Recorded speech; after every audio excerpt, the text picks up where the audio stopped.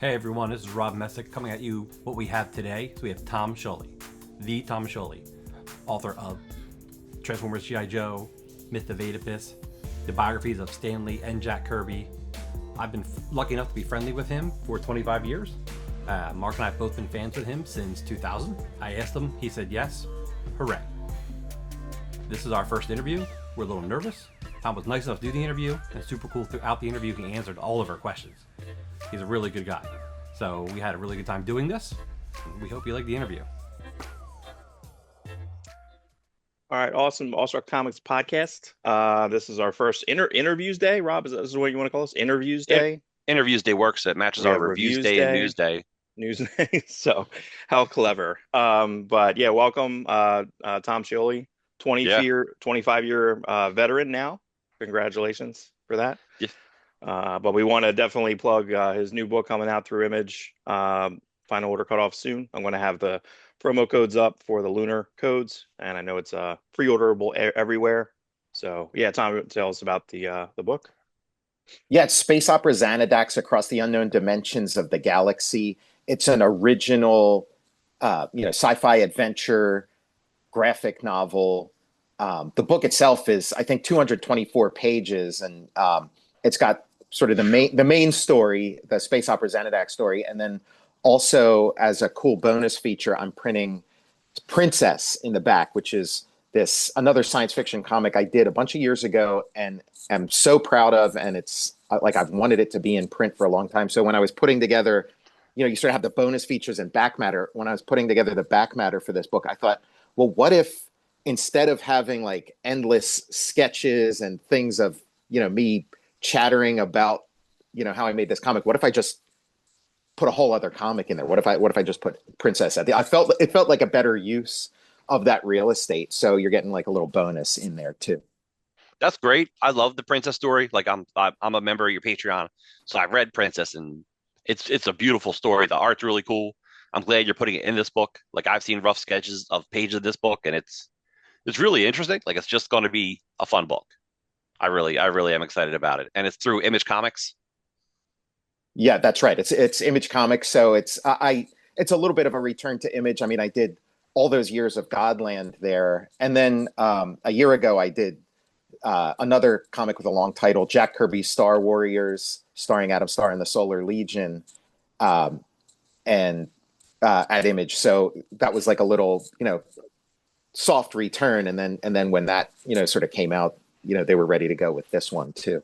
That's really cool that you have this good relationship with both IDW and Image. Like you can just kind of, seems like you're bouncing back and forth. Yeah, it's nice. I mean, this industry, it's like, the more publishers you can have a relationship with, the better. Is this one thing that we talked about when this book came out? Me and Rob was like the paper quality and everything of that is we're going to have something similar, like a similar tooth on the Xanadax. Or close to, or you know what? I haven't had those conversations yet. Like with the Jack Kirby thing, I really wanted to make a premium comic book experience. Like make the lowly comic book, this format that's been belittled all these years, and try and make like the most sort of beautiful, wonderful version of that, a tactile experience. So I had them send me paper samples, all that kind of stuff, went through it. So to arrive at that, I haven't had those conversations yet with this, and again, this isn't that's not as much of a priority for me with this particular project, just because this is a different project. This is like meat and potatoes, comic storytelling, big, big thick book, where the other thing was like a kind of like a gourmet, appetizer or something. And that's important because so often people just refer to comics as floppies, or I'm going to wait for the trade. And it's like, well, the single issues are still important. And with your Solar Legion book, it like felt like something important. Like, do you remember? Oh, you did a story at Eric Larson's Next Issue project. Like that Fantastic Comics is a gorgeous single issue comic. It's got the nice cover, the nice paper. I can't remember offhand. What story did you do in that? Do you remember? Yeah, it was Space Smith. And then I had That's a couple other, there was a Myth of Oedipus story in there too, just to kind of fill it out, because Eric wanted this thing to be packed to the Oh, no. gills. So he's like, what other oversized, comics do you have laying around? Right. The Kung Fu Bible stories, right? That giant Yeah. size. That was Oh, incredible. That's what I'm thinking of too. Yeah, I'm merging those together in my memory. Yeah, there was the giant Kung Fu Bible stories, which I think also it had like a American Barbarian story in there too. But no, Space. Yeah, the next issue project was I just did Space Smith. That's right. Right. We'll talk a little bit about Kung Fu Bible stories later, which as you can see behind me is one of your pages from that, a little cleaner. Oh But yeah, I see. Yeah. Oh wow, it. I didn't even recognize it at first. Isn't that funny? Yeah, I recognized the Kirby page behind Mark. That Cosmic Super Bowl page, but yeah, I didn't recognize my own stuff. I guess I know Kirby better than I know my own body of work. You know what? Yeah, Because that's you been probably my been background a lot. So yeah, you probably because when you did the Secret Prison, what happened was we have a friend Ian Harker that Mark and I have done comics with, and he did this book called Secret Prison, which was like a newspaper that got handed out in Philadelphia area, and somehow you got interested in it, like you got involved. I saw it. I think Ben Mara had a story. Yes. In it, and I was like, wow, this is a cool format. I really like the way this looks. I'd like to do something like this. And then I was, probably talking to Ian or somebody else involved with it. And I was like, oh, can I do something for that? And then that's how mine happened. And did you ever, like, I don't know if you're looking at the screen that Mark's sharing, but you took this image and another image and combined them together. Yeah. Which is just like this. It's got Pegasus. And then I think you had trouble. I think you had told me once you had trouble finding the art. So you just took that newspaper, scanned it in, mess with it, and that's what you printed in Eric Larson's Kung Fu giant-sized Bible stories. Yeah, and I thought the end result looked really great. It does. It like at first I was kind of like, oh, this is just a solution to a problem. But yeah, that worked. And looking back all these years later, all the best reprints of old comics are like those Chip Kidd ones where they're not rescanning and readjusting and recoloring. They just take a nice photo or a scan of the actual book and it looks like $1 million and it's got like the wrinkles and the creases and stuff. And that all just adds to the richness of it. And like you said, you had another story in that giant sized Kung Fu Bible story. I don't know how many times I want to say that title. Was it Astrid? It was like a giant bat wing demon in space story. Yeah. Mm-hmm. And that's your official good looking color. Like that's you doing everything clean. Yeah. So it was kind of neat to see your how your artwork normally looks and then how your newspaper scan rough. Like it was a good juxtaposition of your artwork in that one single book, which is a great book. Oh, yeah, it's great. I'm real proud of it. I wish I had more copies. I thought I had like a box of them somewhere, but I still haven't, found it. The tragedy of that book, part of it, is that they had a bunch in a warehouse sitting, and Larson just decided to destroy them because he didn't want to pay for storage anymore. And I'm like, no, it's like I love that book. I wish I could just hand that book out. That's That's how publishing works, except they pulp stuff. I don't think Eric pulped those. Hopefully, I think he said somebody he did. fished them out of. Oh, he did. Okay, yeah, that's the publishing business. Yeah, that's tough. I'm like, yeah. Hopefully, somebody saved them. I know, like there was Nosferatu. Like the only reason we have prints of that movie is because they were supposed to destroy all of them, and somebody stuffed them in their pocket or whatever. Stuff like that is incredible. The famous Mad magazine with the middle finger cover, like they all got sent back to Mad, and it always was considered a rare Mad magazine. And then somebody recently found them. So there's all these mint condition 1970s Mad magazines, because they found them in a warehouse somewhere. So yeah, hopefully you're right. Hopefully that book is somewhere. Yeah, the one I want to see is the Frank Miller All-Star Batman and Robin, where you can see like the F word and stuff. I've never seen one of those. I'd like to find one of those. Did we get that in the store, Mark? No. Mark, no, it was yeah, I know what you're talking about, but digitally, when they put it out digitally, they didn't like darken it enough. So you can see right through the digital when it first came out digitally. You're like, okay, cool. So there are copies of that you could find. But yeah, the physical, I always want the Batman penis like damned issue just to have it, like where they didn't lighten or they darkened all the art after the fact, after that first issue came out. So Mark was the manager at our comic store from like the mid to late 94 to 2000. 94, 2000, yeah. 2000 And was could have been the last thing I ordered was Tom's book. We'll go back to, let me grab that image there actually. yes, let's talk about that, how we like our origin story of being associated with you, Tom. Okay, yeah. Because Rob, I've known you forever, and Mark, I don't quite remember meeting you all those years ago, but I don't think so. I believe you when you say we did. Right, all good. But Rob, Yeah. like every so often I'll see Rob at like various things. So For a while, I was going to Pittsburgh for like 4 years in a row, and I was going to SPX like 5 years in a row or more. And you would show up in Baltimore. In fact, Baltimore, yeah.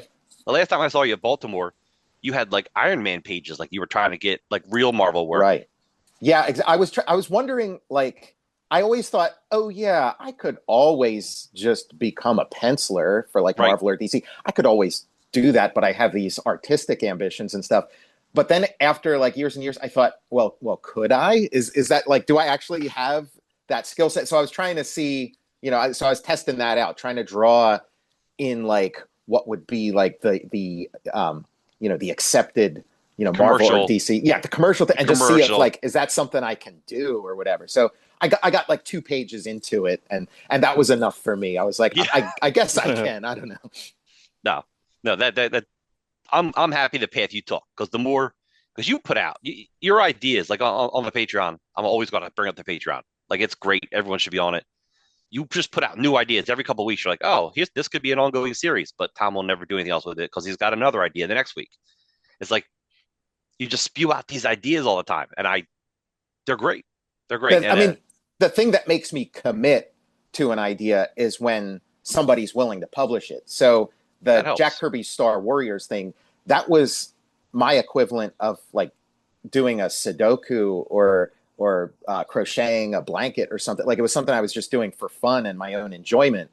And then I thought, Image might be interested in something like this, again, thinking of Next Issue Project and some of those like weird comics they've done. So I sent it to them and they were totally on board. So that's why that was finished. That's why that became an actual thing.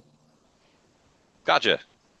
So Mark, how about Myth of Oedipus? You just saw it in previews? I guess when I think about this, that's why I wish there have been archives of like a lot of Wizard magazines and things. I wish there were archives of previews. Now I know someone's not just going to sit around and like scan old previews, but I would love to know, was there like a quarter-page ad for this, or was it just a tiny picture? Because I know I ordered at least 6 to 8 copies. I know that me, Rob, who would have got it, Brian, Walt, like we know everyone that would have bought this basically. And then I think every issue post after that, I was getting 4 or 5, me and Rob getting them. And then like my boss probably cut them, So I worked at a shop in Jersey called Legends Comics and Games, which was a Philadelphia chain. Basically, we were like the 6th store, was the comic stop, Plymouth Meeting Mall, Willow Grove Mall, and then they're all gone now, like kind of everything else. But yeah, when I was 17, they just gave me, the keys. Like, here, you want to order stuff? Here you go. Here's the keys to the place. Like, it's kind of crazy just thinking about it way back when. So Rob was kind of a person I'd be like, hey, what do I order? Help me order stuff. And we would just kind of see. And we had an experimental like back wall where it was all just like indie stuff. We did so much stuff with Pokemon on the front end and all the regular mainstream stuff. We can kind of get away with, again, getting 8 to 10 copies. I think it's between 6 and 8 copies. But do you remember if there was like a previews quarter page or anything for that, or Yeah, it was just a tiny postcard picture? No, I remember, and I probably have it laying around here somewhere, because in the beginning, I kind of had this idea that eventually I'd put together a scrapbook of like my comics career, where it's like, here's this, here's that. So I still have some of that stuff around here somewhere. But I did a series of ads in, was it the Comic Shop News, I think? Oh, or okay. Comics Buyer's Guide. One of those. It was like that newsprint one. Mm-hmm. So I did 4 ads because I had a little bit of a budget from the Xeric grant, and I didn't want the thing to just languish and die on the vine or whatever. So I did 4 ads, and it was like the 4 ads were like 4 panels of an 8 opus story that you wouldn't get any other way in those 4 panels. And each one giving you maybe like a little more information, just to kind of pique people's interest. Again, this is the internet was around Right. but it might have taken like an hour to upload an image or something. I don't Did remember. did you have anyone to talk to? Were you just like, let me Yeah. do this all on my? Okay, you had. No, I had people. I mean, the Zurich grant itself has like its sort of FAQs and information, and they point you in certain directions. Like check out Dave Sims' Guide to Self-Publishing. They don't really. They try not to advise you. But I also there was a local guy. There is still a local guy in Pittsburgh, Wayne Wise, who had won the first Zurich grant. Oh, funny. With a comic called Gray Legacy. And so I was asking him, and so he gave me like a whole, rundown, a whole plan. Cause he, it was a number of years in the past. So he had some perspective and stuff and a rundown. So he knew the things they did, the things they didn't do. And so that was one of the things he suggested was like a series of like little teaser ads. And then in previews, I think it did have a half-page ad. That I might have run in color. I don't think I paid for color, but at least back then, whether you paid for color or not, whatever image you sent them, they'd run. So if you paid for black and white but sent them a color image, they wouldn't take out they would just run it as a color image. So I think it ran in color. And Zurich grant was Peter Laird. He started that. Yeah, Peter Laird started that specifically to help people like me who were making their own comics.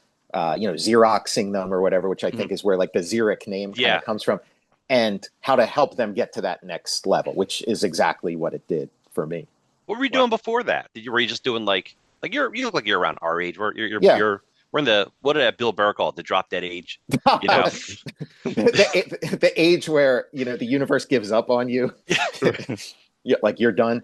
I was doing Xerox stuff prior to that. I was doing a comic. First, it was like an anthology comic with a couple other Pittsburgh guys.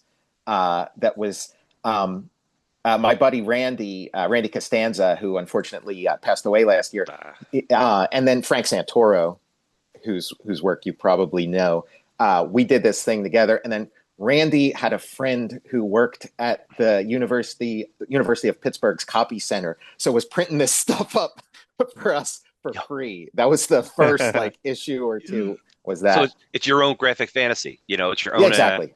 It's funny. My friend Brian and I, we were attached to this fanzine that were doing the Alan Moore Youngbloods. Like it was this awesome army fanzine, and so we kept doing these Youngblood stories. And his mom worked at the township, and we had access to their printer, and we just printed like thousands of copies. We would hand them out at SPX. Like we just, but it was the same thing. So thank goodness for taxpayer money.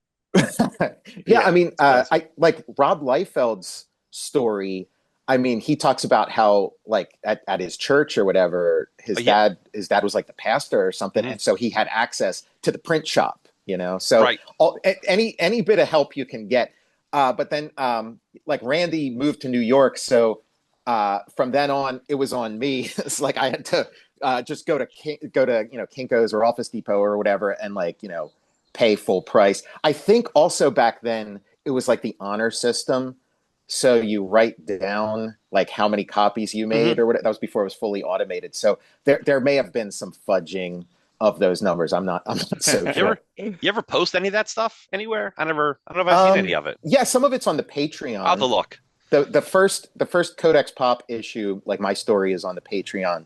Okay. There. And then I did a Conan, like a barbarian kind of story called Volda Visigoth. And this was all, and by this point, I got to check that out. By this point, Randy moved to New York, Frank moved to New York. So I was just doing it by myself by this point. So it became a one-man anthology. And then 8 Opus, I had like an 8 Opus story in like the last Codex Pop. And then that's what I sent to the Zurich grant as like, okay, here's what I've published. And then here's my plan for the next thing. Yeah, we need an 8 Opus omnibus. We need a giant, sure, yeah. You know what I mean? We'll help. You know what I mean? So like but it's funny when we were talking about, me and Rob called me last night and he's like, "Are you freaking out?" I'm like, "I'm doing a lot of work. I'm sorry." Like I was like, "I can't help myself." But I thought it was pretty cool. So happy 25th anniversary. I mean, I don't know if it technically came out in July, but that's pretty crazy. Again, like Rob said, getting older, but like that's a landmark. So yeah, put Well, that in your press fortunately, I was releases. super young when I did that, so it's not. 15. It's maybe not as bad as people might think. The coloring you've done on this book, and I always praise you on it. Like I don't know if we have any samples, but you colored this first issue over the course of, I don't know, 10 years. Like I remember seeing pages Yeah. years ago online, and then you finally finished the whole issue, and I'm like, this looks so amazing. Like, is that you gonna do that? Are you still whittling away at that in your spare time? Well, the only thing left to do on that is the cover. I've been working on a new cover for it, so it's all ready to go. And I've been super busy, though. Obviously. There's ups and downs. Sometimes you got nothing going on. You can sort of tell how often I'm posting to Patreon as far as like how good my the ups and downs of a comics career is going, because when I got time on my hands, there's a ton of stuff coming out on Patreon, and then when I'm busier, it kind of slows down a little. So I've been super busy, but I'm working on today, this morning, before we talked, I was working on the finished art for page 1 of the Twilight Zone. So that's going to be my whole August. My whole August is going to be, my whole July, I have to finish by August. My whole July is going to be doing that Twilight Zone story. But after that, I have nothing lined up. So my plan is, as soon as I finish Twilight Zone, is to finish that cover for 8 Opus and then figure out some kind of place for it. If this Image comic, if Space Opera Xanadax ends up being a hit or something, maybe Image will be like, hey, let's we can do 8 Opus, because that was, once upon a time, that was the initial plan. Like, I was talking to Eric Larson back when Jim Valentino was the publisher. I was talking to Eric Larson about, he was kind of helping me retool 8 Opus to bring it to Image, and then that just never happened. Like, other stuff happened and that didn't happen. So Did you say you started to redraw the first issue? Is that what I remember? yeah, I did. And I think I've published a lot of that too, just in various 8 Opus trades and stuff. I think I managed to get most of those pages out there, but no, I think going forward I'm going to keep the original, because it's now enough years have passed that it has a certain charm, where back then I was looking at it and I was like, oh, I've gotten a lot better since then. I want to make it look like how I draw now. But now it is just like, it's really fun to see a young artist before they fully solidify, like those old Ditko things. If you see those old Ditko horror stories from the 50s and stuff, they're so much fun to look at. They're beautiful. Yeah. They are fun. You should make it like your Transformers annual. Like, here's the 8 Opus movie, but it's done in your Image. You know what I mean? Right. Yeah. I tried to go to this website today, but it's not there. I think it's so funny how nostalgic we are now. We're all kind of mad we didn't keep up the $6 a month for our GeoCities account. Over time, we just forgot to renew, because I know I had like either media file. I don't know what I had. I know I had something like that, but I was like, oh, remember? And I just tried to go in and see. I think if you go on Internet Archive, I think you can technically see different screenshots. You can kind of find stuff from this, which is pretty funny. Yeah, GeoCities, I was like one of the last holdouts, because I left GeoCities when GeoCities shut down. That's I was there until the bitter end. We should restart GeoCities. But when Rob and I talked last night, we were talking about how like kind of the trajectory was like, this was just like an underground book, and then when this issue previewed, they're like, next issue is a bunch of pinups, and we're like, whoa, okay, how's this? What's happening? You know what I mean? Other people know this, like we were kind of like, and it's all the people that you would want, you know what I mean? The Ron Friends, the Brett Breed, and it's funny. I don't know if you had the same experience with Ron Friends. I feel like Ron Friends, long time ago when I was getting Thor's, before I understood comics, I'm just like, this guy's terrible. I hate this guy. And then like now I'm like, I can't get enough of Ron Friends, or it's kind of the way I originally was introduced to Kirby. I didn't really get it. I was like, because I think I got my Spider-Man hardcover first, and then I looked at that, I'm like, Ditko. So when I saw Kirby, I was like, I don't know, I don't get it. And then I feel like I'm just flipped, and now I like everything. But yeah, it's just funny what you adopt later and what you can kind of see. And now I can't get enough. I have a good Ron Friends collection, like a huge collection. That's a really good Eric Larson pinup. Like, he really, I think so. I think it's world class Eric. Like, it's him bringing his A game. He absolutely did. I'm excited to see you color that, actually. You know what? Like, I didn't the one I'm putting together, I wasn't even thinking about the pinups. Like, I could get around to that. I'm a big fan of your coloring. Like, it's just something just looks so cool. Mm-hmm. You we'll probably talk about it later. But like you recolored one of your Captain America pages. I think in that Hail Hydra special, you just recolored it on your own, and it just looks so cool. Yeah, just for fun. Just for fun. Yeah, yeah. Put it on my Patreon. Same as a we're- lot of stuff. Well, yeah. Again, because and we're looking at Fantastic Four, the world's greatest comics magazine. Back then, like the code hadn't been cracked for how to get that old school color. So Yes. people thought, oh, if you just use those CMYK values, it'll be fine. But it wasn't right. We had to learn this new idiom. So it took a few years to figure that stuff out. That would be a cool one to recolor. I mean, you wouldn't even need to recolor it. You just sort of take those same color files and then just add a couple filters or whatever to, distress it and make it, make the black layer a little less harsh and add a little texture. And it would really look like an old Fantastic Four comic, which it is, I guess, at this point. Yeah. Was this just a phone call from Eric? Like, hey, yeah, time. Yeah, Eric was, again, he was at the same time, he was trying to help me. Like he was trying to help me out. He was a mentor. I would consider him a mentor, and he was trying to help me get 8 Opus at Image and help me get, professional work at other, companies if possible. So he called me for this, and and again, I was going to be more of like a regular on it. I was going to have like a batch of pages every issue, but editorial and stuff, different people had their favorites they wanted to bring in and stuff. So it's so weird. Like, this is the guy who can draw the most like Kirby when he wants to, but we're not going to use him every issue. Well, I mean, I was a kid, unproven talent, like, why? And Eric could see it. And my stuff, to be fair, was a little rough around the edges, but again, it had something. Like it had something to it, and it was getting better every panel. So yeah, I mean, good on Eric. Yeah, for I think like even being able to see that. Page 1 to 3. So 3, like this one. I mean, to me, that Spider-Man's like that's the T-shirt design, right? Is that? Well, I think that's. So that's what I saw. That I was like, oh yeah. Yeah, it's a Kirby drawing that redone. So it's got that in it. Yeah, I really feel like you were one of the highlights. Like you, Tim, and Larson, when you guys did the pages in the book, it really shined for me. Really shone. Well, for me, it was a big deal. Like most of the people in the comic, it was probably their 400th comic or whatever but for me, it was like, I'm just starting out. I'm at Marvel. This is my big chance. Maybe this is it. Maybe this is the beginning. This is where things are really going to explode and take off. So I was giving it, every ounce that I had. Right. All the other people were Ron Friends and Keith Geffen, like the Mike Outright, like they were all people that have been around. So there was like, oh, I can do that as a side project. It's like, this is the most exciting thing I could possibly have work on right now. So sure, and it's funny you got to it was issue 3 that they didn't bury you at issue 7 or 8. That's not an offense, but you figure they wouldn't. What it ended up being is that there was somebody who who was slotted to be in that issue and wasn't able to for like scheduling or whatever.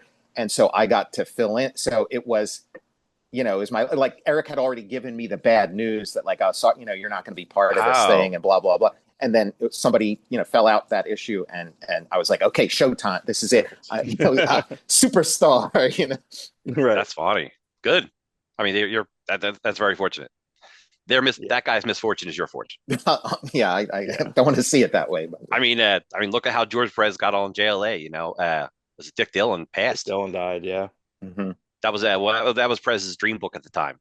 But then Godland, dude. Godland is that a phone call? Is that Eric? Hey, I love these hardcovers. They're just unbelievable. I love them. Yeah. Another Eric phone call, and it's like the 8 Opus thing didn't work out, bringing that to Image. But Eric was the head. He was the publisher. I guess was the title. He was the new publisher, and so he had a different plan for Image going forward. Was instead of sort of waiting for people to come to them with ideas, maybe get some people who, together, get some writers and artists paired up and see if they can come up with something. So he asked me if I'd be interested in talking to Joe Casey and coming up with something with him. And so, yeah, it was a phone call.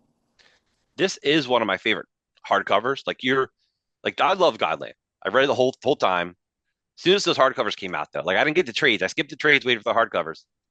They're gorgeous. Did you help design them? Not having the slip cover is nice. Yeah, I mean, like I'd say Richard Starkings and his team were like they were the ones that did the heavy lifting in the design. Again, I had plenty of like, oh, here's some, weird sketches, or here's this or that. But in terms of like the vision of how the design would go, that was Richard. The- And even the trades, there were elements in the trades where I was like, I've seen this before. And I talked to Richard and I'm like, this looks like the Silver Surfer graphic novel. So, and he's like, oh yeah, I did the trade design for when they reissued it Oh, okay. in like the late yeah. 90s or something. Yeah, he did it. So I was like, okay, this is perfect. This, it's kind of nice.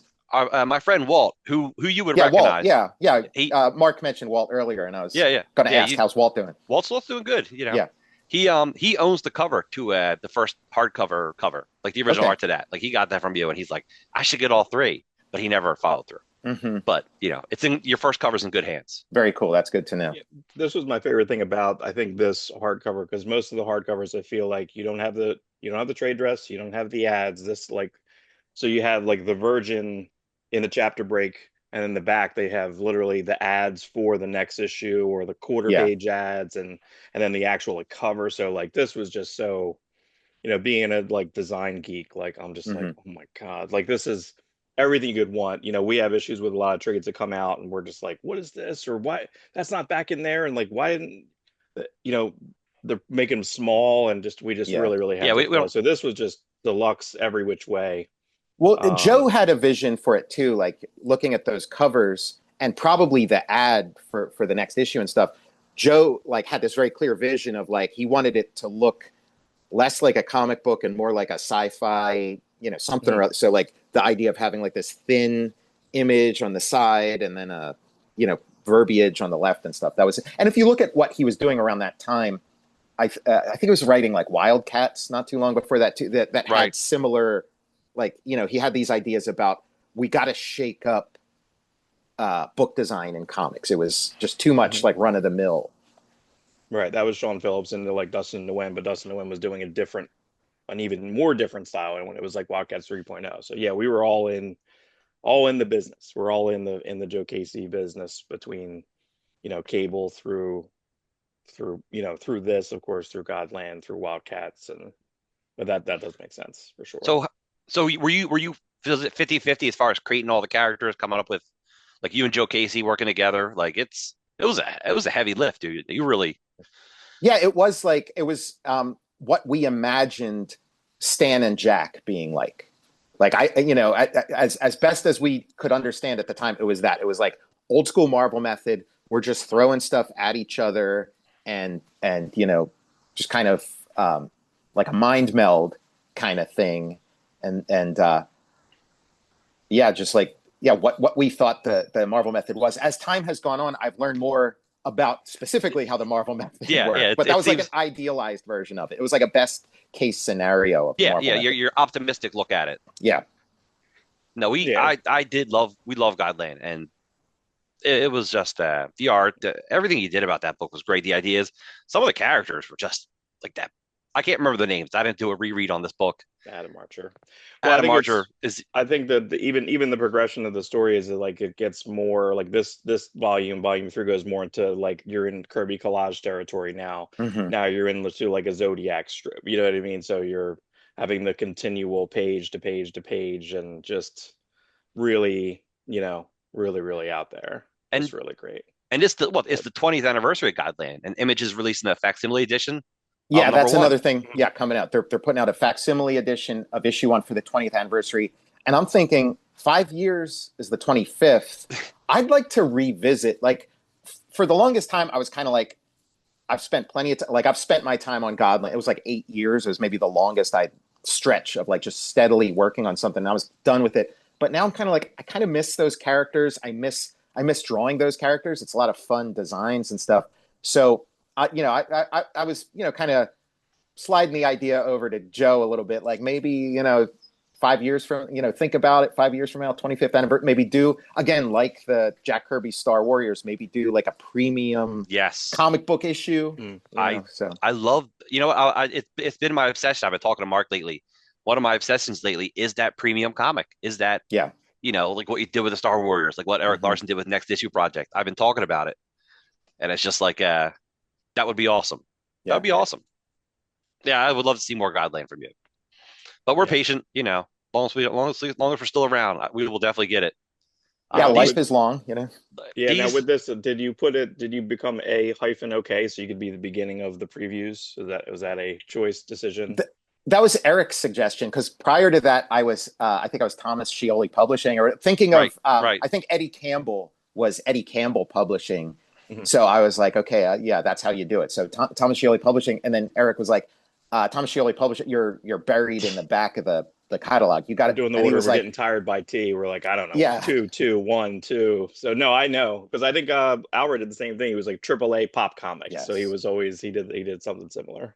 Yeah, and Eric was like, call it something called A-OK Comics, and I was like, okay, that's it. So listen, take Eric Larson's advice always. Yeah, he's so smart. Because Doom Battalion technically is issue 6, correct? That in the right, yeah.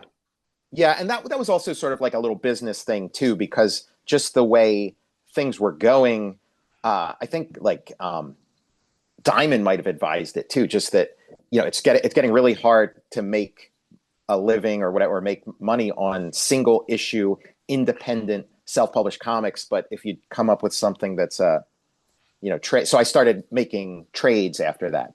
But yeah, Doom Battalion, like the first however many pages of Doomed Battalion would have been the issue 6, but I made it a graphic novel. I have ash cans of like 6 and 7 and maybe 8. I don't remember. Whatever you put out every year, I'm like, let me get it. And these trades, like other people we've talked to, are very hard to find. Like if you didn't buy these new, it's like, good luck. Right. They're self-published. I had them printed and they're just in my garage or where whatever ones are left. And yeah, I love this cover. This reminds me so much of that was it Metamorphosis, the Jim Starlin like painted stuff he did. Yeah, I was like, that's what this is. I just was I went through a lot in last night and today into like the Grand Comics database, and just kind of so the next kind of bits of this is where you're floating back and forth in between stuff. Then I found stuff with some questions on, but this was, this was a pretty cool miniseries. It had lots of different artists throughout it, but of course, this is of course our favorite.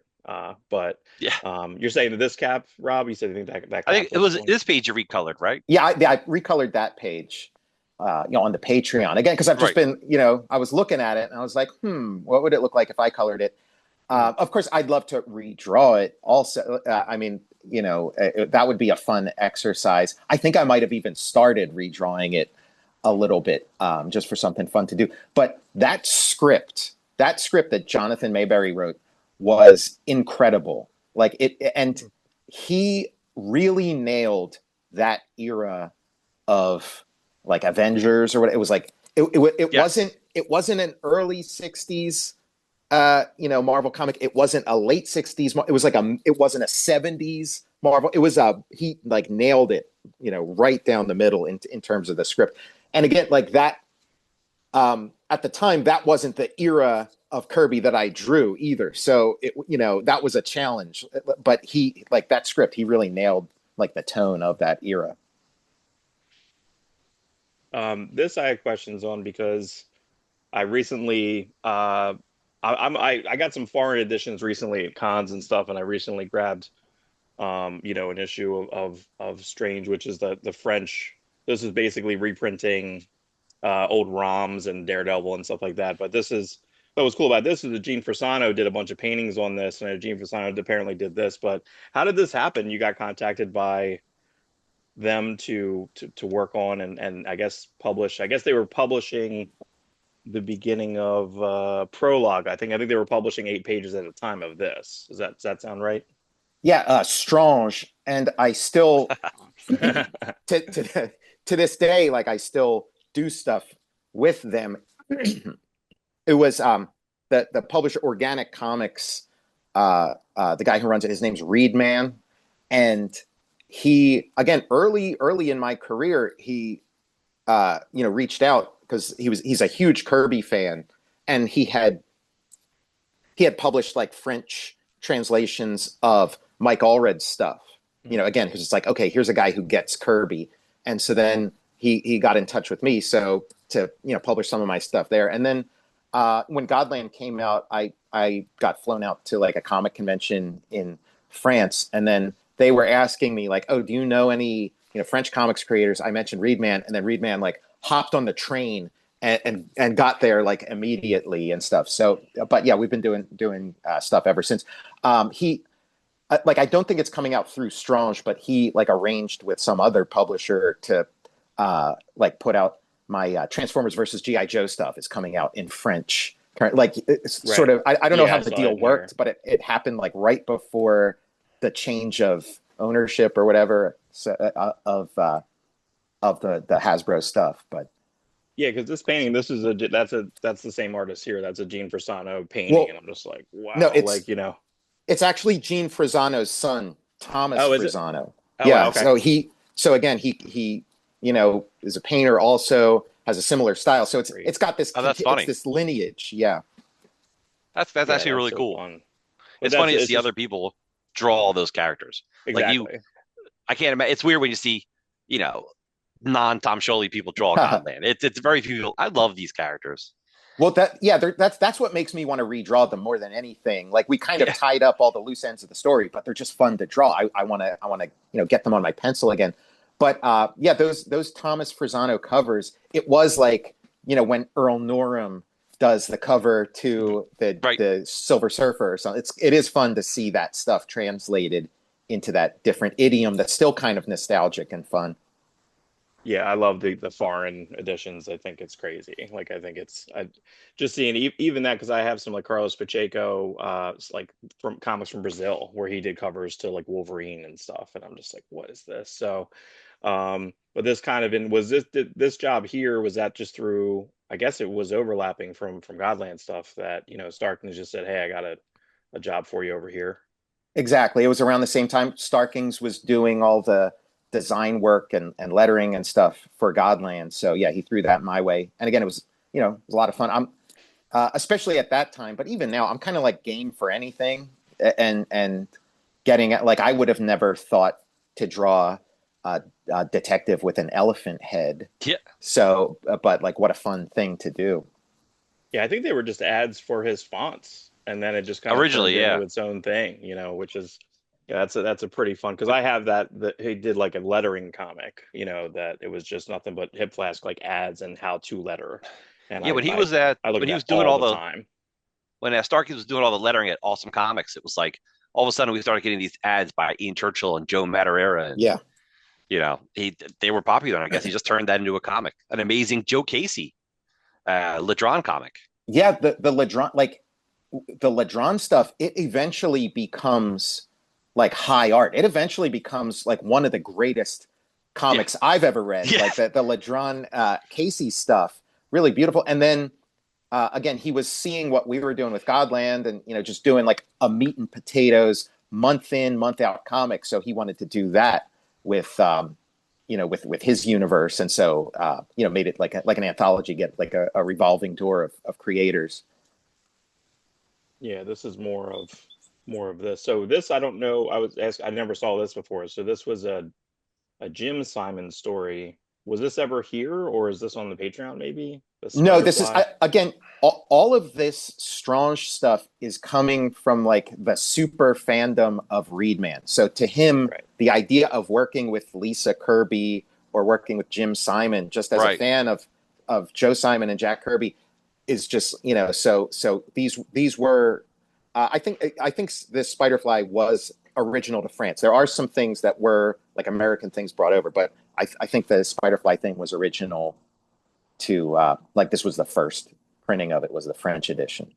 Yeah, that's going to be in my on my radar to try to find. How do I get that? Do you have those copies? Like, do you have? He always sends me comps. So I do have some of them, and I think this stuff's really cool. But when I bring it to conventions, people are, they're looking for comics in English. It's very rare that I sell something. Yeah. That sounds fun. Mark says bring them to New York, please. I will. Okay. Buy them. Yeah. Yes. Thank you. Anything you have in rummaging around. So yeah, so just kind of some, I guess right around this time, some extra fill-in, extra covers. That's actually a really good Scott Koblish issue. I really like that Deadpool run. But Yeah, that is a fun run, and I liked. I think I came up with the concept for the cover. Like they were just like, do a crazy Deadpool thing. So I like the idea of Deadpool like killing all of these beloved Jack Kirby characters, like characters that are beloved to me. Like I love the Mangog and I love the Right. Devil Dinosaur and Moon Right. Boy and the Celestials. So killing these things I care about. It's a fantastic cover. is this the first time this seems to be like your newer style? This is in when it's 14, around 14, where it Yeah, I mean, I was seemed trying this, to get this coloring, yeah, get more like distressed, like again, because I just with Godland, it was this ultra slick, like disco inking. It was like just this black, very slick inking, and I wanted more of a distressed look. So I was just trying all kinds of different things, scratching, taking a razor blade and scratching up the art, just like anything to distress it. It looks like that might be. I'm not sure but eventually the solution was just draw it in pencil. Pencil is naturally distressed. So, All right. That makes sense. So then this into, so it's so funny. Like I think when I first read to American Barbarian, but I think when I first read the two tank and I was just like, oh, and I was like, oh, that's clever. And I'm like, wait, he's kind of he always did that. Like you've always done this. The Oedipus is the whole thing. So, but I even think Rob always makes fun of me because in the store, we read a lot of stuff. We don't know how to say things out loud, right? So I would say, I said amalgam to him one day. He's like, amalgam? What are you talking about? I was like, I don't know. No one's ever said that to me. And he's like, amalgam. And I'm like, oh, that makes sense. I've heard that word before.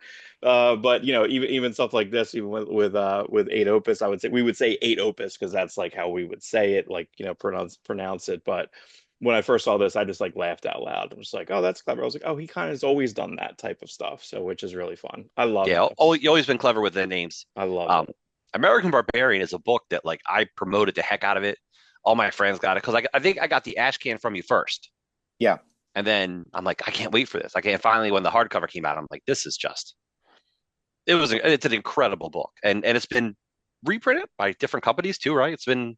Yeah, it's still in print. I think. I mean, it might have the longest life of any of my, sort of creator-owned things because it's still like I think you can still get it IDW from has it IDW. now. Yeah, I think if you order it from the catalog or whatever, you can still get it from them. Yeah, but yeah, Ad it was the first one. Ad House published the first one, Mhm. and then when I was doing Transformers versus GI Joe, IDW was like, okay, what else do you have? Like, let's get some. And so American Barbarian was the one. Yeah, I I love love. cover has a different cover. Has like a good double cover for IDW. It's a new cover. Yeah, I was surprised you never made a little hard because I loved your hardcovers. Something about them, they just look cool. Like Final Frontier. I love Final Frontier a lot, and like nobody ever talks about it. Well, it might have the smallest print run of anything I've done. There's just like a handful, but I found a box of them, and they needed to be stapled because that was one of my economic solutions back then. Was just print up the innards and staple them yourself. You save a ton of money. Right. So I found a box. So I was up late stapling those. So I've had those at the past couple conventions, and I should still have some by New York too. So Yeah, that's a fun book. It's a really good. I'll just go to your booth and I'll just staple stuff if you have anything else. yeah, we'll staple for comics. I'll wear a sign. Yeah, that's probably the closest feel I ever got to like 1963 in a comic. Like I read that, I'm like, oh my God, it's almost like. Then I'm like, can Tom Scioli draw the annual? Can you take Rick Beach's?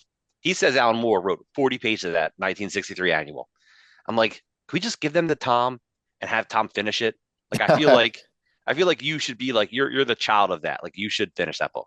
I mean, that was such an inspiring comic to me, 1963. It means, and I've talked to other people who it means a lot to also, Yes. but I guess just what it was and the timing of it. And like, I don't know that I would have done like a Kirby style if it wasn't for that comic, because that kind of gave me permission of like, oh, it's, the 90s, but like I felt like you had to move forward, like you almost like weren't allowed to go backwards. You had to move forward with the time. But it's like, oh, that's an option. If you want to, you can, choose an idiom from any time. So it did, it was very inspiring. And yeah, Final Frontier was kind of maybe the thing that pays the most direct homage to that project. Again, that's another book filled with inventive names, characters. This was a cool cover, the Black Dynamite. Yeah, Black Dynamite. That was when I first started getting involved with IDW, and John Barber was going through their slush pile, like going through like submissions, and he saw like me in there, and he was, he knew Myth of Eight Opus and stuff, so he was like, yeah, let's get Tom doing stuff. So the first job I got was covers, for Black Dynamite, and so again, I was raring to go. So I was pitching covers, but then I was pitching storylines and this, like, all this like Black Dynamite material. And he's like, well, the owners of Black Dynamite, they have their own ideas about, what they're going to do. But I guess it kind of, communicated to him that like, okay, here's a guy who's ready to go. So then, when Transformers, that it was like, okay, this is the guy for that. Yes. That was, we were at a little show in Philly. A Locust Moon was putting on a local show, and you're like, "Come here, Rob," and I'm like, "What?" And you show me the folder. It's top secret. Yeah. It was top secret, and you started showing me stuff for Transformers G.I. Joe, and I'm like, "What the heck?" I'm like, I never would have thought that was going to happen. Like you drawing Transformers G.I. Joe. I'm like, this is really smart. Like who, like how that. And you know what else? I think Steranko was sitting right behind you, and he was like trying to. I think he was peeking over your shoulder too. Yeah, it was just a continuation of the Black Dynamite stuff. It was like talking to John Barber, and so we'd been in kind of contact over the Black Dynamite covers and stuff. And then he said like the idea just came to him of like, G.I. Joe's on Cybertron, drawn in a Jack Kirby style, and so then he came to me with that. And I was like, yeah, it was like something, fell from the heavens into my lap, because like you said, I never would have thought to like pitch myself as like, I'm the Transformers guy or I'm the G.I. Joe. Like, but when it was presented to me, I'm like, this is too perfect. Yeah. This is designed for me. This is going to exploit all of my strengths, everything that I have to offer. This is like the perfect vehicle for that. And so I treated it like that. And John just floated it as sort of like a casual, like, oh, something to keep in mind, maybe not, or whatever. But once he said that, in my mind, it was like, this is my job now, and I'm going to do this, and I'm going to, act as though this job's already happening and put that amount of energy. And then if it doesn't happen, then I'll have something really cool that I can maybe rename and put out as something. And so it was, my backup plan was to put it out as Star Morphins versus the Icelandic Army was going to be. That would have been funny. Yeah. I almost still want you to do something with that. You did a little Star Morphins. I did a little bit of that on the Patreon. It's funny. Some stuff. Because sometimes the archetype characters are more fun. I mean, i.e. Watchmen, you know what I mean? i.e. Supreme. Like it's fun to see like if you could do anything with it. And I mean anything with it. Like what's that world? But like what you did, like was John Barber, like was he initially more, because I felt like he was writing it at first, or he wanted to write it. And then it was like, he just like, nope, it's all you, Tom. I can't even keep up with your ideas. It was always me in the driver's seat, but then eventually John like was just almost like this had, because again, I said to John, because I had my experience working with Joe Casey and the ups and downs of collaborating. And in my mind, I thought I'm never going to collaborate with anybody again. But then this thing came along, and I said to John, I have this idea of how to collaborate on a comic book. And what's going to happen is I'm going to go off in my corner, and I'm going to write the greatest thing I can possibly write.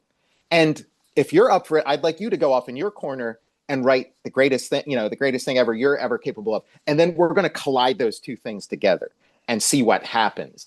And so that was the initial, but that's not a tenable way of working. That doesn't, that's like, I get, but at that time, that was how fired up I was about this. So it, basically became, but again, we'd sort of agreed to be, so I felt like, it was like he at certain points he said, like, I don't even know if I can put my name on this and stuff, but I'm like, look, we're in it to the end. Let's stick, let's see this thing through. But yeah, and in the backups you can hear our back and forth. So we'll talk, and again, yeah, there are like that issue 0 is like I'd say 90% me, but there's things in there that I love that are awesome that if it wasn't for this process we had of this like meeting of minds wouldn't be there. So Right. Good. It was yeah, that book, that issue 0, the free comic book day issue, right? Yeah. That was just killer. And because John Barber himself is a good Transformer writer. He was doing Robots in Disguise, I think, at the time, an ongoing series. Yeah, that's the thing that surprised me, because IDW seemed so serious about like, this is the new serious Transformers, and then I saw like an ad for this. I'm like, what? Like it's like, but it's kind of good. I mean, they did have a good selling run of their serious Transformer stuff, so this kind of just allowed that to be. I feel like IDW is like that way now. Like we talk about Godzilla all the time. There's 6 different Godzilla, but there was a Skate or Die book last year. Like there's so many different Godzilla books for all different types of fans, which is just like the Godzilla movies and the cartoons and the like. It's crazy how open they are with that publishing. This was almost kind of the start of it. Yeah, it was like I came in at a really good time because they'd been doing it a while. Yeah, they built up like a trust with Hasbro and stuff, and so it like John really did have this, thought of like, okay, now we've done that, so let's play around, let's have some fun, and yeah, Godzilla is at a similar, the years might even line up. They might have been doing Godzilla at this point as long as or longer as they had been doing Transformers. So yeah, and that's like my sweet spot, is when they're ready to sort of mess around and try different things. Right. Just let you go more out there. So I missed this one. I texted Rob because I couldn't remember what this was. I was like, I'm missing something. I texted him. He sent it to me right away. It's like, oh, it's Freedom Force. It's Freedom Force. You said it was a video game? It was a video game, which had a very Jack Kirby cover, but it wasn't. Everyone thought it was Jack Kirby. It wasn't.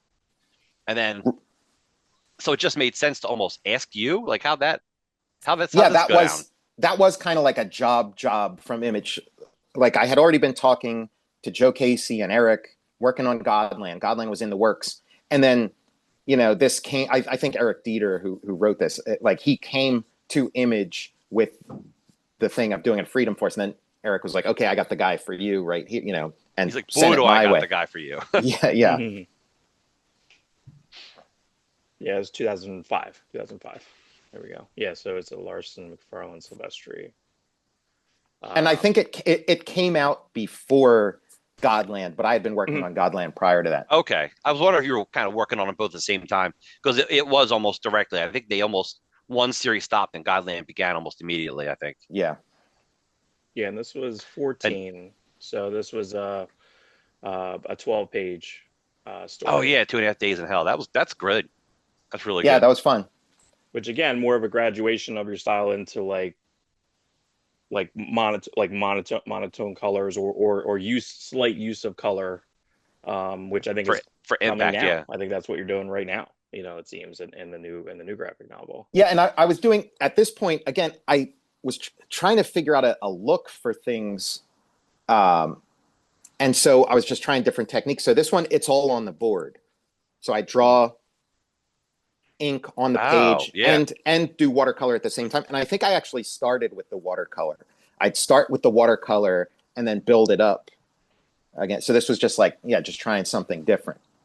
Yeah, I like the lettering, how it's like almost like pasted on, like it, and you can see like a slight, like almost like yellow underneath. Like it's like when you see the original art from back in the day before it gets scanned, and you can't see the paste ups and the glue and all that. I think that might be, I think I did a hand lettered version too. That is like, it was very early me hand lettering. Like it took me a while for my hand lettering. I did a hand lettered version too, but then opted for, okay, I'm not ready for this yet. No. But I think the boards themselves have hand lettering on them.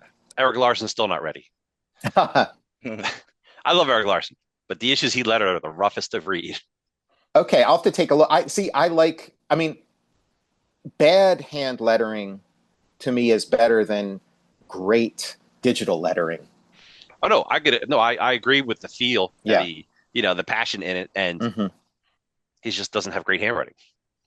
Yeah, I don't have great handwriting either, but I feel like I've figured out a way to do hand lettering. Yeah, and then this Yeah. has like the cursive, a little bit of the cursive, which again was on the board, and then I ended up using that in Transformers versus GI Joe, using some cursive uh, Right. when Snake Eyes is writing his letters home. Yeah, well, that's what's crazy is this was a couple pages later in this issue, but like, can you imagine being a mailman and then you're seeing like these sketches? Like, you're like, I mean, I wonder how many mailmen are just like, I'm going to keep this drawing, like a lot of it came here, but yeah, that's pretty amazing. Yeah, I feel like it might have been so Stories. devalued, like comic art or cartooning might have been so devalued back then, they wouldn't have even Yeah, thought, didn't think anything of they it. would have just let it through. So here's our young Yeah. animal stage. So this is now almost like fully embracing your like the all full coloring and we feel like you are now, like this realized now. Yeah, and this was pencil, like that's pencil. So Mhm. I'm still in that phase. Or actually no, because that was actual pencil where now I'm doing digital pencil. But yeah, that was an aesthetic I was just really happy with. I'd sort of gotten there part of the way through Transformers versus GI Joe, and yeah. Your superpower stuff was like the highlight to me of Young Animal. Like I just felt like it was never enough.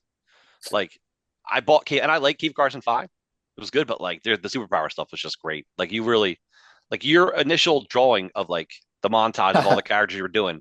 I'm like, what is this? Mary Marvel looks like Mary, Jesus' mother Mary. Like there's a bunch of really smart things that's like you're just like, you just take a character and you were like, what could I do that's different? What could I do that's like what hasn't been done with that character? I mean, it's the same as the Transformers versus GI Joe, where I was like, "This is it." I feel like I'm still not jaded. Like again, 25 years in comics, I'm still like, I can't believe it. It's my dream job. I can't believe I get to do this stuff. So I just brought this like tremendous amount of energy into it, and just sketching nonstop, phone calls with Gerard Way, and like, "Hey, Hmm. check this out," and, "Oh, what do you think of this? What do it like?" It's just that that's my favorite part, is just coming up with like, "Hey, how about this? Hey, how about this?" So it was a lot of that. And then the beauty of it was that I was just doing backup stories, so I could put this tremendous amount of energy into just like a handful of pages, where everybody else has to like spread their resources across 20 pages or Uh-huh. whatever. But I could focus like a laser into this small amount of real estate. Yeah. My And favorite joke. You okay, Dad? Like I always joke with Rob because I like we both have daughters, and it's like if my daughter had a tiny domino mask on, am I not going to know that's not my daughter? Like physical, like it's so the suspensions of disbelief that we have for a lot of these comic books are just like it's bizarre. Like, oh, I wouldn't have imagined that would have been my own child. It's just impossible we wouldn't know that. But I love that joke.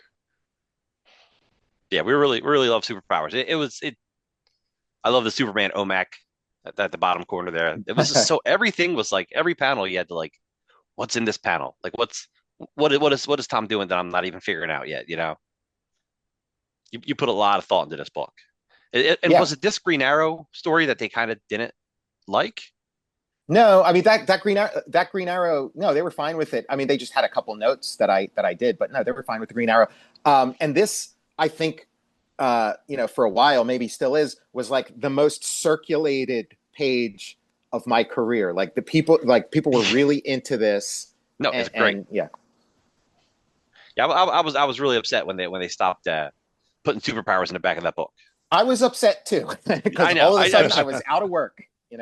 I'd give it. Again, that's capitalism. That's the comics industry. Like I gave 400%, and then was shown the door. So but that happens, and you move on to the next thing. You move on to the next thing, and the was it Truth to Power? Was that your? I know it Yeah, wasn't a right Truth to Power. That was your.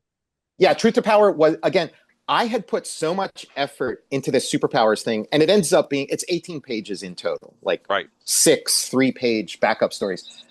But I put so much effort into it. I had decades worth of stories that I could have done with this. And so I'm like, what do I do with all that? Like, it felt like unfinished business. Like I had no unfinished business with Godland or American Barbarian or Transformers versus G.I. Joe. I got everything I had to say out. But with this, I had so much unfinished business. So I started taking these things that I had written and just retooling them or using a little bit of this and a little bit of that and making them into my own thing. So yeah, Truth to Power. Truth to Power is what the first superpower story would have been, before sort of, editorial and this and that. It was going to be the superpowers toys that we had when we were kids, but like a Toy Story version of that. And they come to life and they're having their little adventures and, the Superman figures fighting the Joker figure, all this kind of stuff. And then it would sort of, build from there. So I kind of took that whole storyline and just made it with like my superhero characters. Yeah. Again, that's another comic that's available on the Patreon. Like, yeah, this is going to be one long advertisement. Yeah, Rob's a big advert. So that's fine. I love it. So did this just kind of spill over from conversations? How did they have to contact? It's not Hasbro, right? It's Mattel. It's Hasbro. It's Hasbro now. It was Matchbox. It was Matchbox originally. Tonka and Match. Yeah, that's right.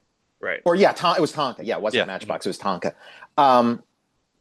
But yeah, that was when I pitched. Like I pitched that. I was I think I'm trying to remember the chronology, but I think I was out of work. I had not, so I'd go on these long walks and stuff. And I just kept thinking about the GoBots. And I thought, like, why am I thinking about the GoBots? This is so stupid. Think about other stuff because there's no point in thinking about the GoBots. But I just kept thinking about them, and this whole story kind of started developing. So then I called IDW. I think it was it might have been Justin Eisinger, who was, who I'd worked with on. I think I worked with him on American Barbarian at IDW, and but I said GoBots. I have an idea for GoBots. What's going on with GoBots? And then he showed me, like, on his desk. He had like a little GoBot on his desk. How funny! And so then we just started talking, and yeah. Again, another really good book, really well thought out. An ending that is just, you got to read it to even believe it. Like, it's an ending that's like kind of like, remember how the ending of like Mark Miller's Superman Red Son, like it just starts going into the future, and it's the lineage of the Lex family, and then it ends up becoming the L family, and then it's like in that world Superman's from the future. Like they send the rocket back at the end of Earth. It's kind of like a similarity as far as like, like it's the future of the GoBot universe and what happens, and I'm just like, this is really fun. It's a really good ending. I don't want to spoil it. I want people to read GoBots. Oh, for sure. Yeah, but I wanted to take the GoBots and turn it into high art. I loved that juxtaposition. That kind of the same way, I loved Star Wars. I still do. And then Battlestar Galactica came out, and I love Battlestar Galactica. But Battlestar Galactica was like the junky Star Wars, and then in the 2000s, it became high art. And Star Wars was kind of junk. I wanted to do the same thing with GoBots. I wanted to make GoBot, like, people be like, Transformers who? Funny. It's funny. It's a smart move. And we got a really good book series out of it. I meant to put that page in with Simon when they're using the Simon to break it. So I love that. But so this is somewhat topical. We're me and Rob are planning our show times for Superman, Fantastic Four, but this was a pretty big deal when this came out. We were really excited for this, and this is just like packed. This is ridiculous. These are the most dense comics of all time, I think. The number of panels, but yeah. So this is pretty. It's a lot. It's a lot of story to tell in 2 issues, and just a few issues, like two, right? Did 2 40-page issues. So it's an 80-page story in total. So if you think about all the ground I covered, it was the same thought process as Superpowers, where it's like, okay, I have this small amount of real estate to tell this immense story. How do I do it? So that was the solution, was to do it that way. Did you pitch Marvel, or like how that? No. They came to me with this one because Ed Piskor had already done his X-Men grand design. X-Men one. And then they were looking to follow it up, and he wasn't interested in doing any more grand designs. So they were looking for people who are in that same kind of like indie, kind of universe or whatever. So they kind of had a bunch of people that they were talking to about different things. And so everybody was doing their pitch. And Ed kind of told me, he's like, I get the impression they really want to do a Fantastic Four. So if you pitch Fantastic Four, I get the feeling you're gonna, like that's gonna help. Because I was thinking about Thor. I was gonna pitch Thor Grand Design. So and he's like, Fantastic Four, Marvel's not publishing a Fantastic Four comic right now, so you'd get to kind of own Fantastic Four. So all that combined, I was kind of like, yeah, that sounds. So that's what I pitched. I pitched Fantastic Four Grand Design, and yeah, it ended up being like the exact right choice. I think fandom was just waiting for that Michel Fiffe Spider-Man. Like that's what, like we got the Jim Rugg Hulk, and we're like, come on, get Fife. That would be the trifecta for sure. I mean, hopefully they'll do another one. It'd be nice. That would be a good one. He's finished Copra. So yeah, he's got time on his hands. That's how I'm feeling. Like I'm super busy right now at the moment, but 30 days from now, I got time on my hands. So anybody's now's the time to talk to me. Yeah. So what the ending to this book is just so bizarre. Like I love it. Like at what point where you're like, I'm just gonna throw a Voltron in there. I'm gonna make Reed and Sue's kid actually Namor's kid. Yeah, maybe right Wink. Here I don't know. It's all close to the same, and then it's like, okay, well now we're gonna have a Voltron. So, well, since it was broken up into 2 volumes, I felt like, okay, I can have a dividing line there. So it'll be 1 for you, 1 for me. So volume 1 will be, follow the assignment, and then 2 is like, okay, now it's my turn. Now I get to do my thing. So the issue 2 is much more of, or volume 2 is much more of like my take. And also, I was very satisfied with all the stuff that happened in the Marvel universe up to that point. Where I was dissatisfied is kind of like what happens to the Fantastic Four in the tail end of Jack Kirby and Stan Lee's run, and then what happens to them beyond. I was very dissatisfied with that. So that was the one where I had the most like, okay, you got to change this, this, and this. Yeah. Volume 1, the challenge was, how do I keep this thing out? I'd find something where I'm like, this is so great, I can't wait to draw this. And I'm like, there's no room for it. I got to get rid of it. Where volume 2 was the opposite. It's like, okay, how do I make all this stuff, into a cohesive how do you keep yourself interested in it? Yeah, and make it mean something. Because when you look at the span of the history of any of these superhero things, it doesn't mean anything. Because the only way a story has a meaning is when it has an ending. When it has an ending, then you can say, oh, this story is about this, or it's about that. Until then, it's not complete. So I had to come up with an ending that had something to say beyond just a recitation of things that had come before. And you succeeded. Like you gave us a really good ending. And like you said earlier, like most of your books, Godland's solid ending. American Barbarian solid ending. Superpowers. I can see how that aided you. And sure, yeah. following up Superpowers with this later. Satisfying book, satisfying ending. Oh, thanks. Yes, I mean, Superpowers I could have done forever. Like I was like, I found my home, and I never would have thought that DC was the perfect place for me, and as it turns out, it wasn't. But I never would have thought, but I thought this is perfect for me because the DC universe takes itself so seriously, and it's completely ridiculous and stupid. And I'm like, this is the perfect universe for me. I wanted you know what? Here, I actually wore the shirt. I don't know if you can see it. It's the Super Enemies. Yeah. Do you remember them? Oh, yeah. Yeah, that was the best episode. It was like one of my favorite episodes. Like, oh, man, I hope Tom gets around to telling stories with these characters. Because I felt like you could have done that book for a long time. Like, when you look at the DC universe as a whole, like, when you think about, like, Twilight of the Gods, that's one of the best examples of a book that we'll never get. Not Twilight of the Gods, Twilight of the Superheroes, right? Yeah, Twilight of the Superheroes. Twilight of the Superheroes. I've read that pitch numerous times. Your breakdown of the pitch, again on Patreon, everyone, is phenomenal. Like what your review of it, like you're looking into it and breaking it apart was really, really fun. That was another early, like that was the first thing I ever downloaded off the internet. Same. Was Alan Moore's Twilight of the Superheroes. Right. It was like on CompuServe or something like that. It was on, it was something like that.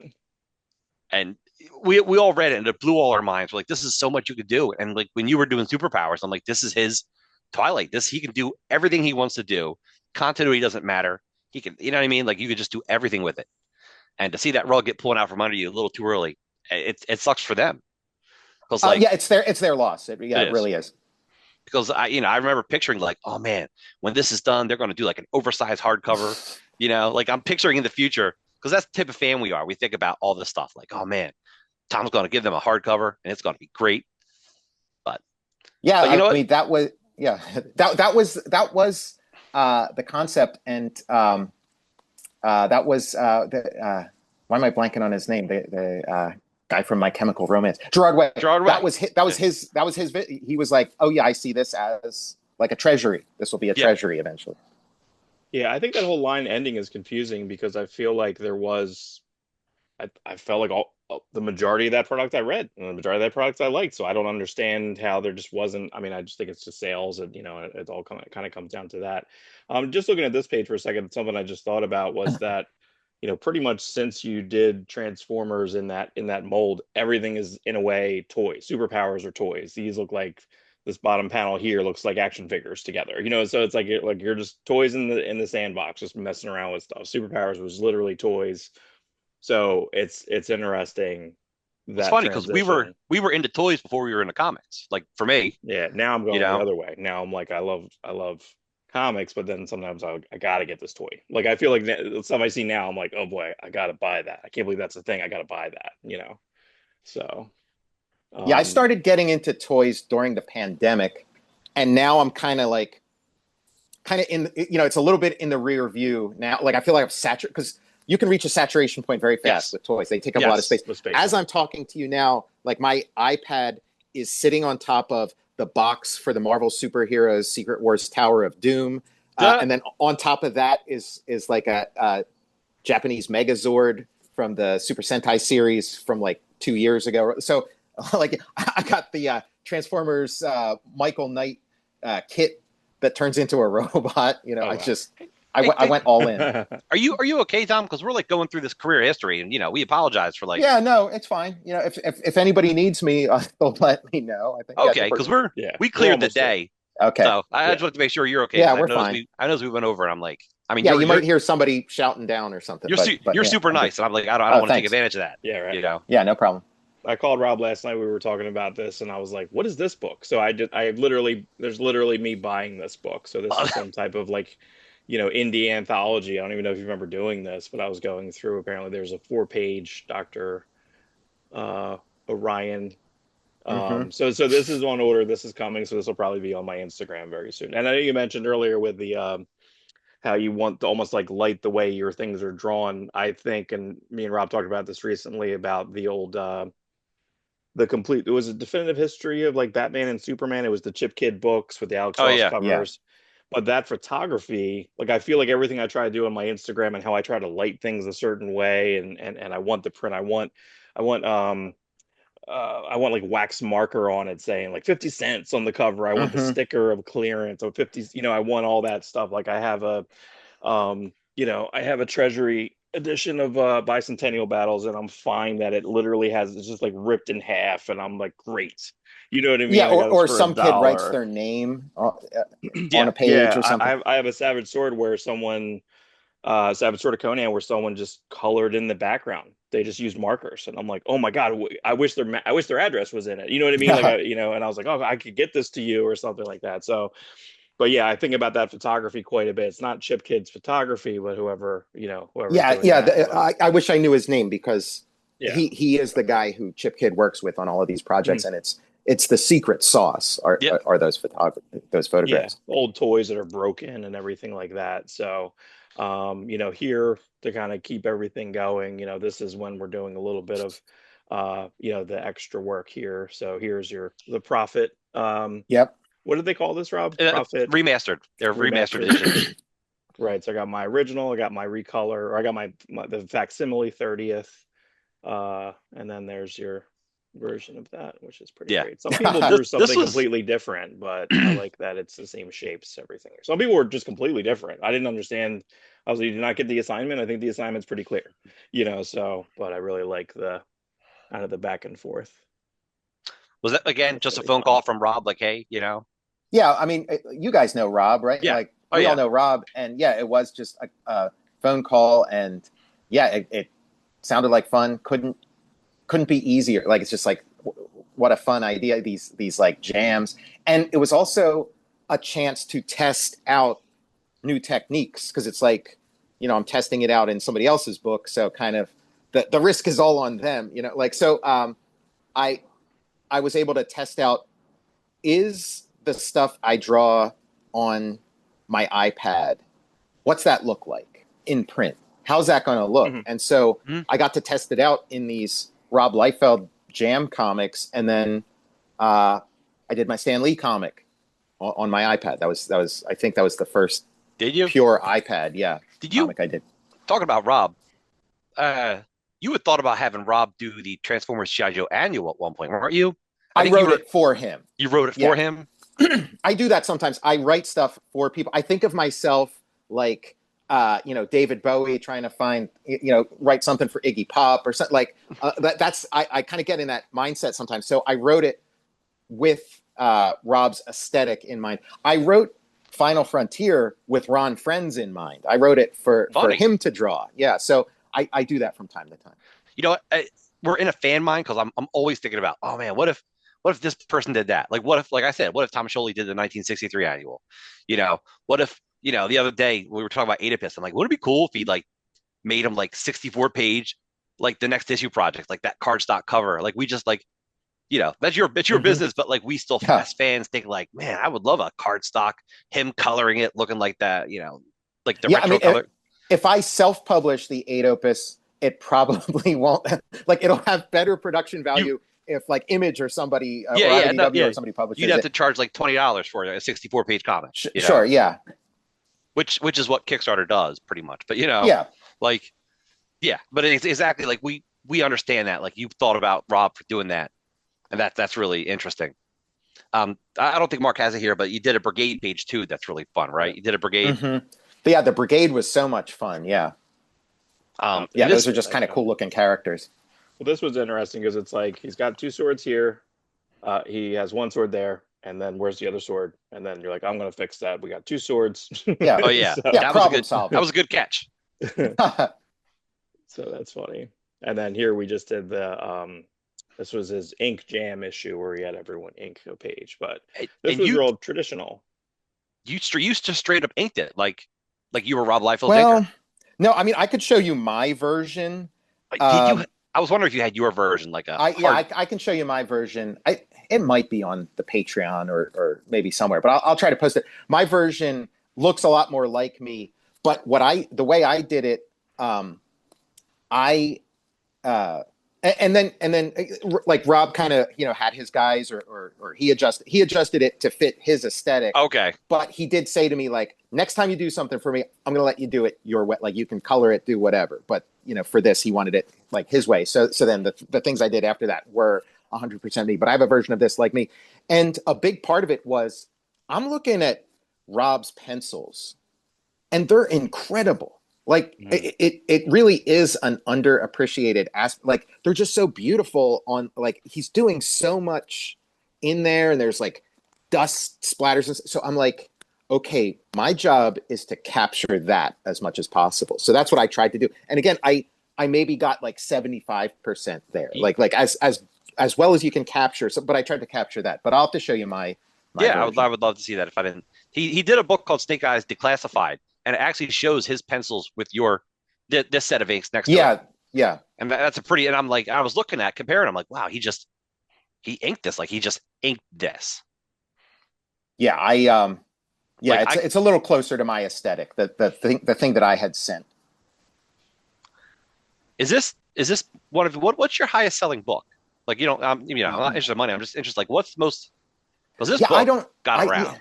I don't know. Yeah. This might be, or maybe this or the Stan Lee book, because I think this might have been like the hands down winner, except for the pandemic kind of put a crimp in things. But yeah, I don't know. I haven't looked at any kind of statement or something. Yeah, but it could be. Yeah, I'm an artist. Money doesn't matter to me. Right. Exactly. Yeah, my head's in a totally different space. My money only matters to me like this much. Like, it's enough to get me out of bed and at the drawing board. But beyond, like, it wouldn't take much. You know, it's just some kind of carrot. Yeah. In fact, a carrot might work. Like if you had breakfast at the end of a fishing line, that might be enough. But yeah. I think most people found it interesting to use kind of the anime eyes. It really did help make him really expressive through the book. Like, was that the choice? Why? Like, just let me. It really helps emote, among other things. But yeah, because I had done it just sort of a more like where he kind of looks like everybody else in the story, and it wasn't working for. Like I kind of thought like when I was drawing him just as like a normal, semi-realistic representation of Jack Kirby, I'm like, I don't feel like reading this book. Why would it just didn't sing, And then when I could even show you some of the before and after pages, because there are a few pages that I had drawn like in a traditional way and then went back and sort of redid. I think I might have seen a couple. Yeah. Yeah. And it once I did that, it like really sings and it becomes a comic and he becomes the focal character. He's not just like wallpaper. He becomes the focal character. And then when he meets Stan Lee, Stan Lee doesn't steal the show, right. I feel like if the way I was drawing Jack Kirby met Stan Lee, you'd be like, okay, I don't care about this Jack Kirby guy anymore. I want to see what this Stan Lee guy's up to. And that's not going to work for a Jack Kirby. That can work for a Stan Lee book, but not for a Jack Kirby book. Right. I think the stuff that I didn't know too much about is what, I mean, we all know kind of the mainline history, but I thought some of the other stuff here towards the back with him going into like the different creative freedom with Carmine, I thought was really fascinating. And then this era, which we don't really know much about, that might be my favorite page because that's my Jack Kirby. That's how I met Jack Kirby. You're right. Thundar and Turbo Teen, Mr. T. These were all like very important to me. The Turbo Teen, when his face turns into the grill, disturbed me as a kid. I'm like, I don't like that. I just remember it never bothered me, but then somebody took that footage and then set it to the sound effects from American Werewolf in London, where he's like screaming in pain. That's awesome. Yeah, I love that, like learning about this and we know this picture so famous, and just kind of seeing Jackie Estrada's photo. Yeah, so I thought this was really, and just a super sweet ending. I think both books, we'll get into, of course, the Stan Lee book next, but I think both books ending are, but this was I think I bought 3 of these because I gave one to Rob, I gave one to DeLuca, I think I gave one to my dad. Like I kept buying it over and over again. I thought it was pretty cool. So I'm in there, but yeah, and this came about. Rob, you said these were individual strips, I guess. I think you started doing it online first, right? Like, was that your original intention? I mean, it was on Patreon initially, yeah. And then you redrew them. You redrew what you had posted. Yeah. Mm-hmm. Like the pages. I don't know. It's your strip. I'm just like trying to remember. Mm-hmm. Like I just remember you posted a couple of pages, and like I don't think you were sure at first, and I think it was the one where he's sitting on top of the file cabinet, maybe. Yeah. Yeah, it was just part of a process. I mean because Jack Kirby's the same way. If you saw like in chronological order the stuff I was posting and stuff I was doing, it was like I was kind of finding my way of like, okay, how do I do? Because again, biography is a completely different thing for me that I had years and years of experience doing all this sort of fantasy and stuff, and then to do biography was a big change. So I had one biography under my belt at that point, but working on the second one. Also, I didn't want to cover the same ground. Like I didn't want to just make Jack Kirby Part 2 starring Stan Lee. I wanted it to be a completely different, but same as Transformers and then GoBots. I wanted my GoBots to be completely different from my Transformers. So I was very conscious of that. Yeah, this is hands down my favorite page. I think it's really funny that one of the only pictures, of course, was Stan Lee and Jack Kirby. I showed my girlfriend one time, and they're like, "Oh, that's when they were really old." I'm like, "That's when Stan's really young." That's the weirdest thing about it. Like, he's probably like 35. He looks like he's 70. And then it goes backwards. So it's really, this is my favorite. I think both of these are. And again, same thing here. I kind of pulled the pages of stuff that I kind of knew about.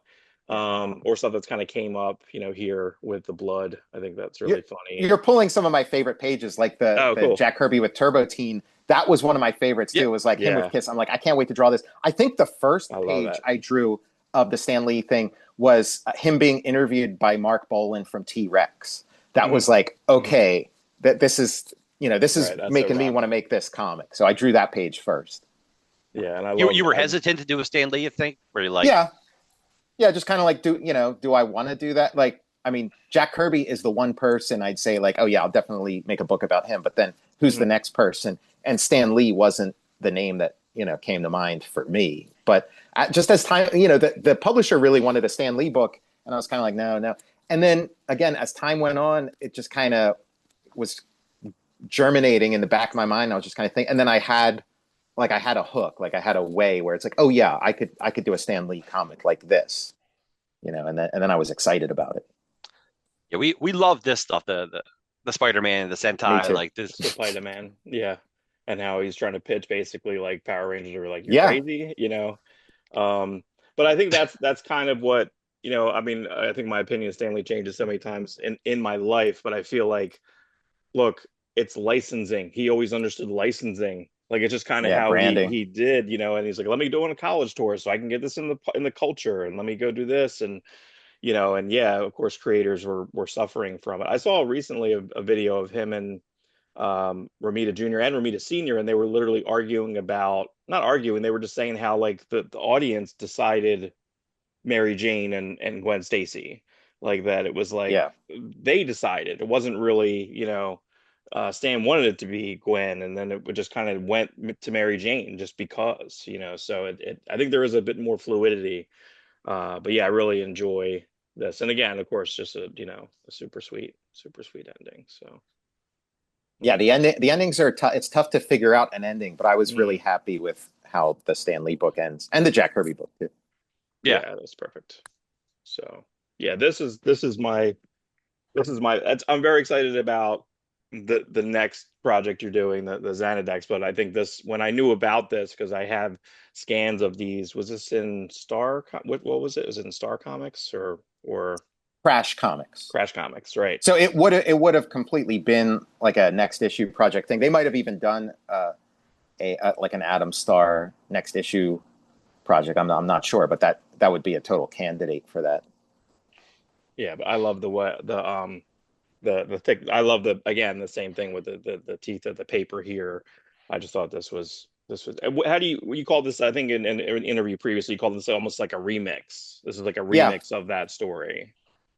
Yeah, it was like I was again working on the Jack Kirby and the Stan Lee books. I was looking at all this old stuff, and I'm looking at this.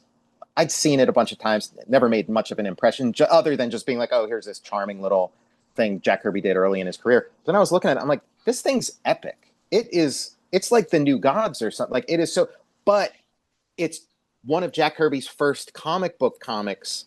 So all the images are great, all the verbiage is great. It's just the reading experience wasn't, you couldn't read it. It was stacked in weird ways.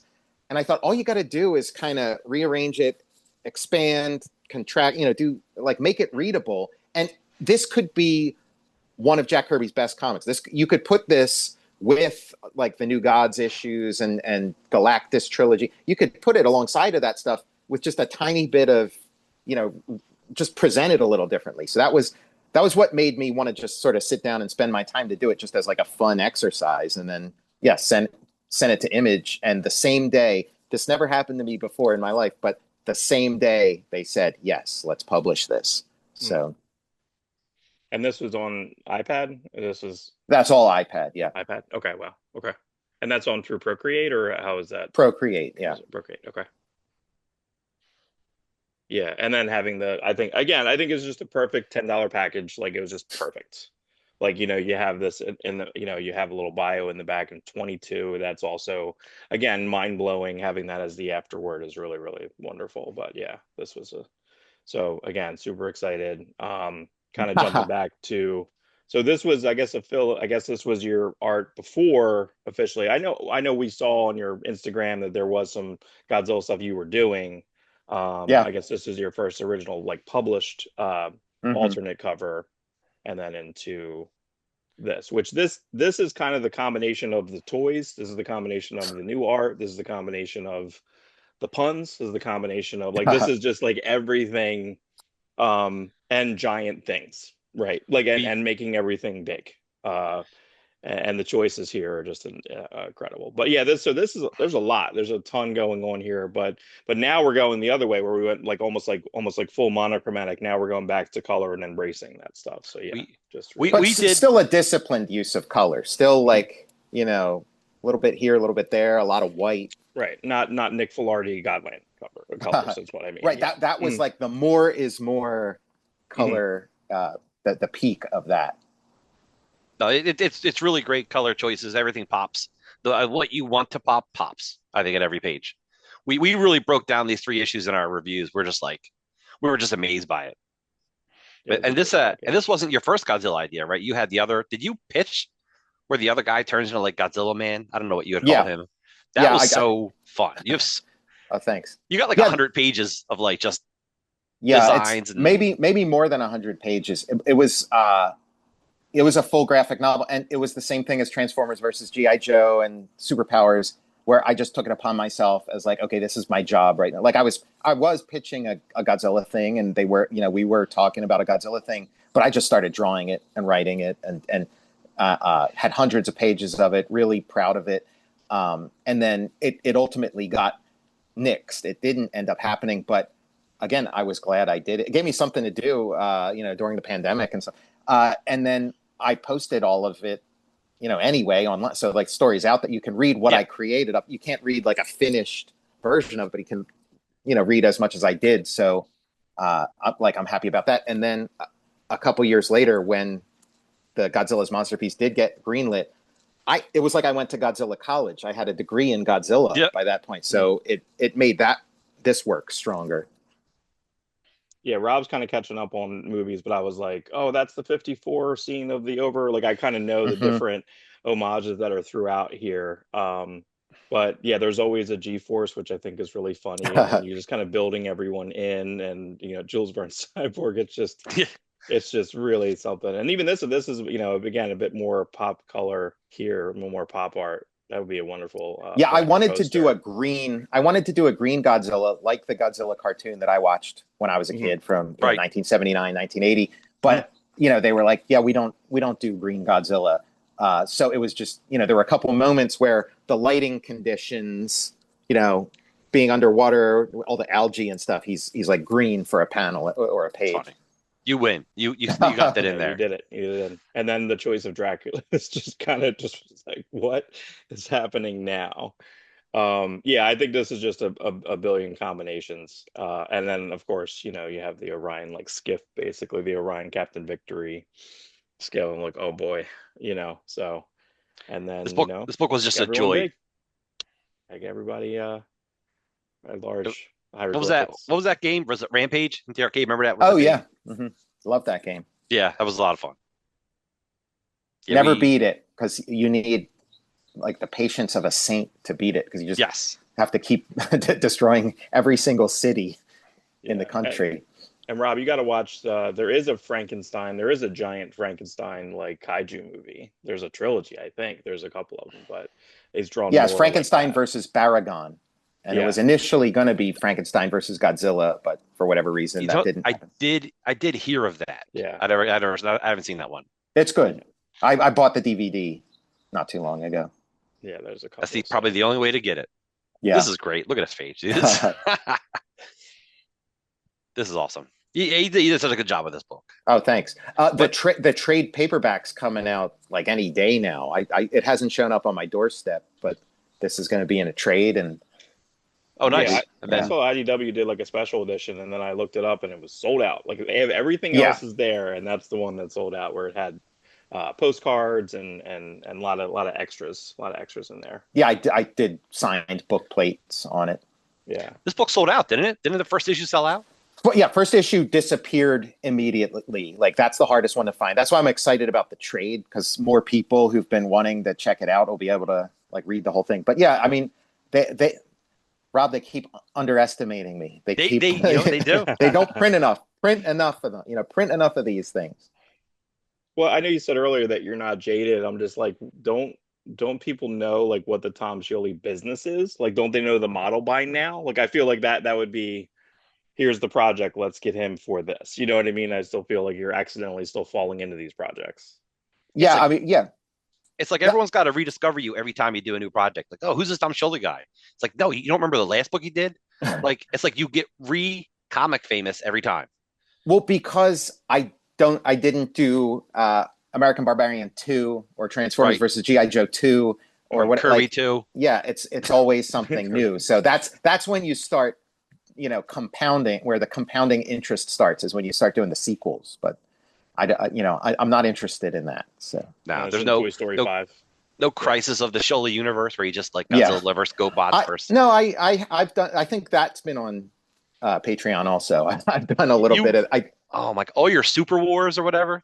Yeah, all that stuff's really fun. There was also one where it was, young Zeus gets into a space Young station, Zeus is and great. There's all these other, and 8 Opus is there, and all my characters. We didn't even talk about Young Zeus, but Young Zeus, you were just let me take Zeus and kind of do a Superman. Like you did the rough story, and then you did a final story, like a nice. Yeah. Everything's completed on that. Yeah, that one's ready to go. Yeah, that could. It's final. So I could publish that, or if I do another graphic novel and have some space at the end, I could stick that at the end, like Princess. But yeah, this is what we're here to talk about. We'll have the lunar code underneath here. Final order cutoff is, I think, relatively soon, but ultimately this is a big chunky book, and it's 200 plus. So we're real excited. Real excited here. Yeah, it's a big deal for me because it's like the first book of this. It's the first time I'm doing like a sort of primal fantasy, sci-fi, all coming out of my head, huge, big fat book coming out that isn't like a license or isn't like a prior thing.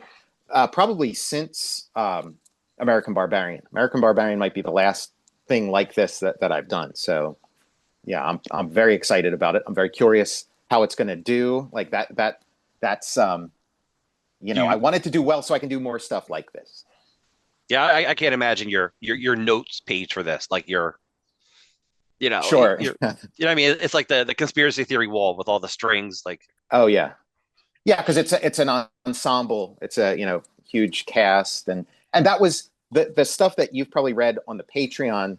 That's a lot of where the difference comes from, because I kind of expand on some of the side things and some of the like there were some characters where it's like I felt like I want to see more of these characters. So that'll be like the biggest difference, is seeing more of certain characters.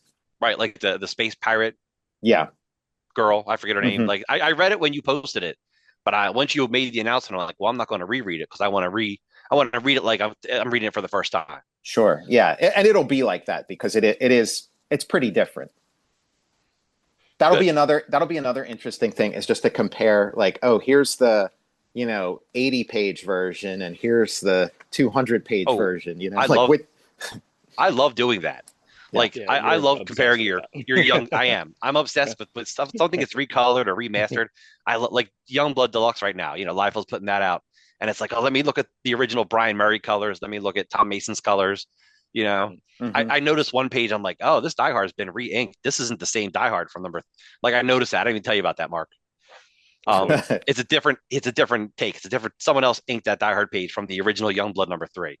This is fun for me. Like I just love comics, and I love doing this, and I will compare, like, just for fun, your rough version that we got to this.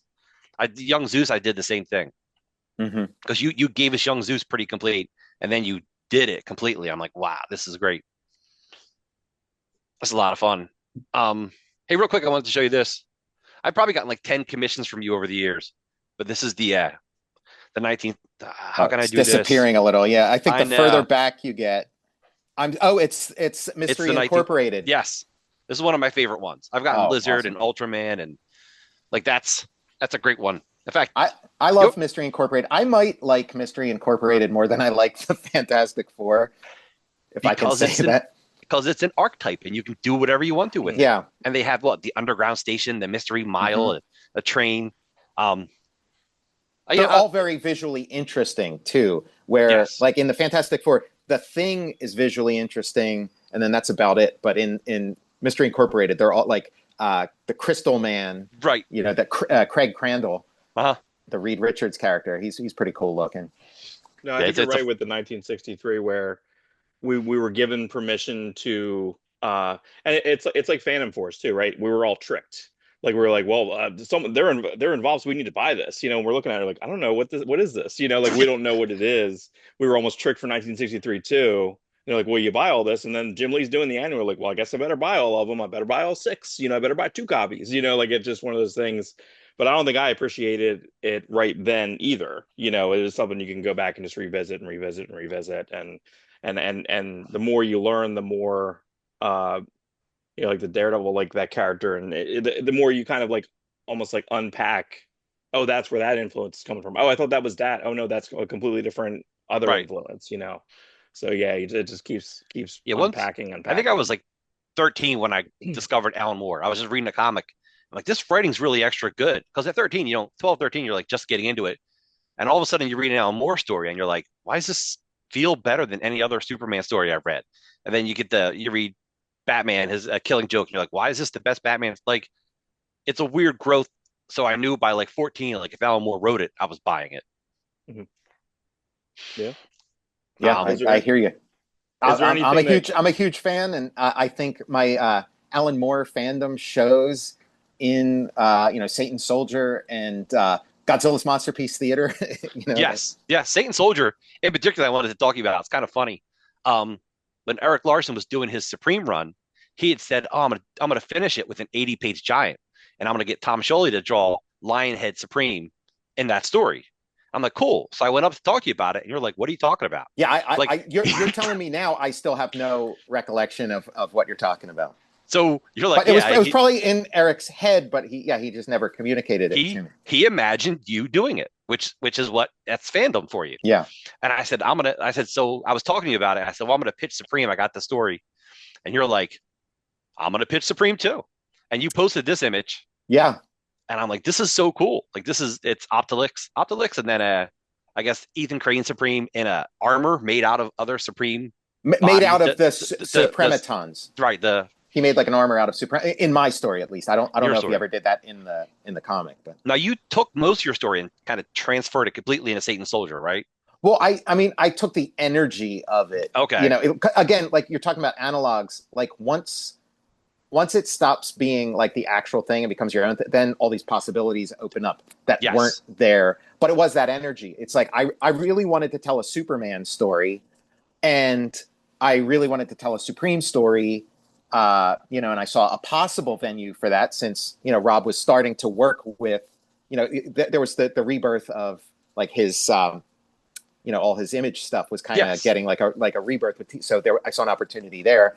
And then when that wasn't going to happen, it was like, well, yeah, I got all this. Same with GoBots. Like I'd be walking around thinking about the GoBots.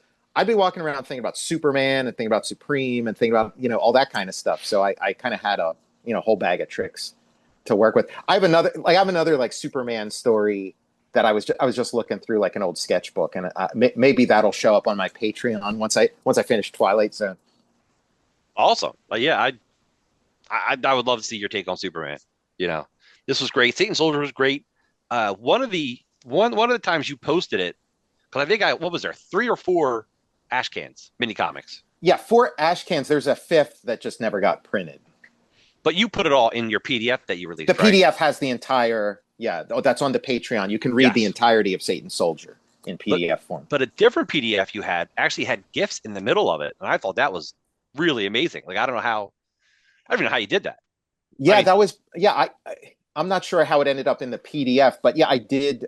When Satan Soldier was a web comic, when it was a web comic, I started messing around with animated GIFs. Yeah, because then I could kind of have stuff like glowing or exploding or whatever. Yeah, I don't even know if you made that PDF. Maybe someone else did.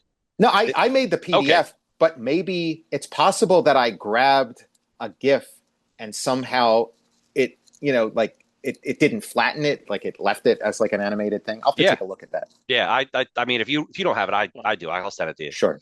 Yeah. But I'm sure I don't even know how you catalog all your stuff. Yeah, at this point, it is hard. Yeah. To keep track. I mean, again, some of these things we're talking about, it's like, oh yeah, I guess there's, and at shows, people ask me to sign stuff, and I'm at that phase where I got enough work where it's like, oh yeah, this I'd forgotten about that. Yeah, because there's so many little things you did, like the was it Marvel Gangbang? Was that the?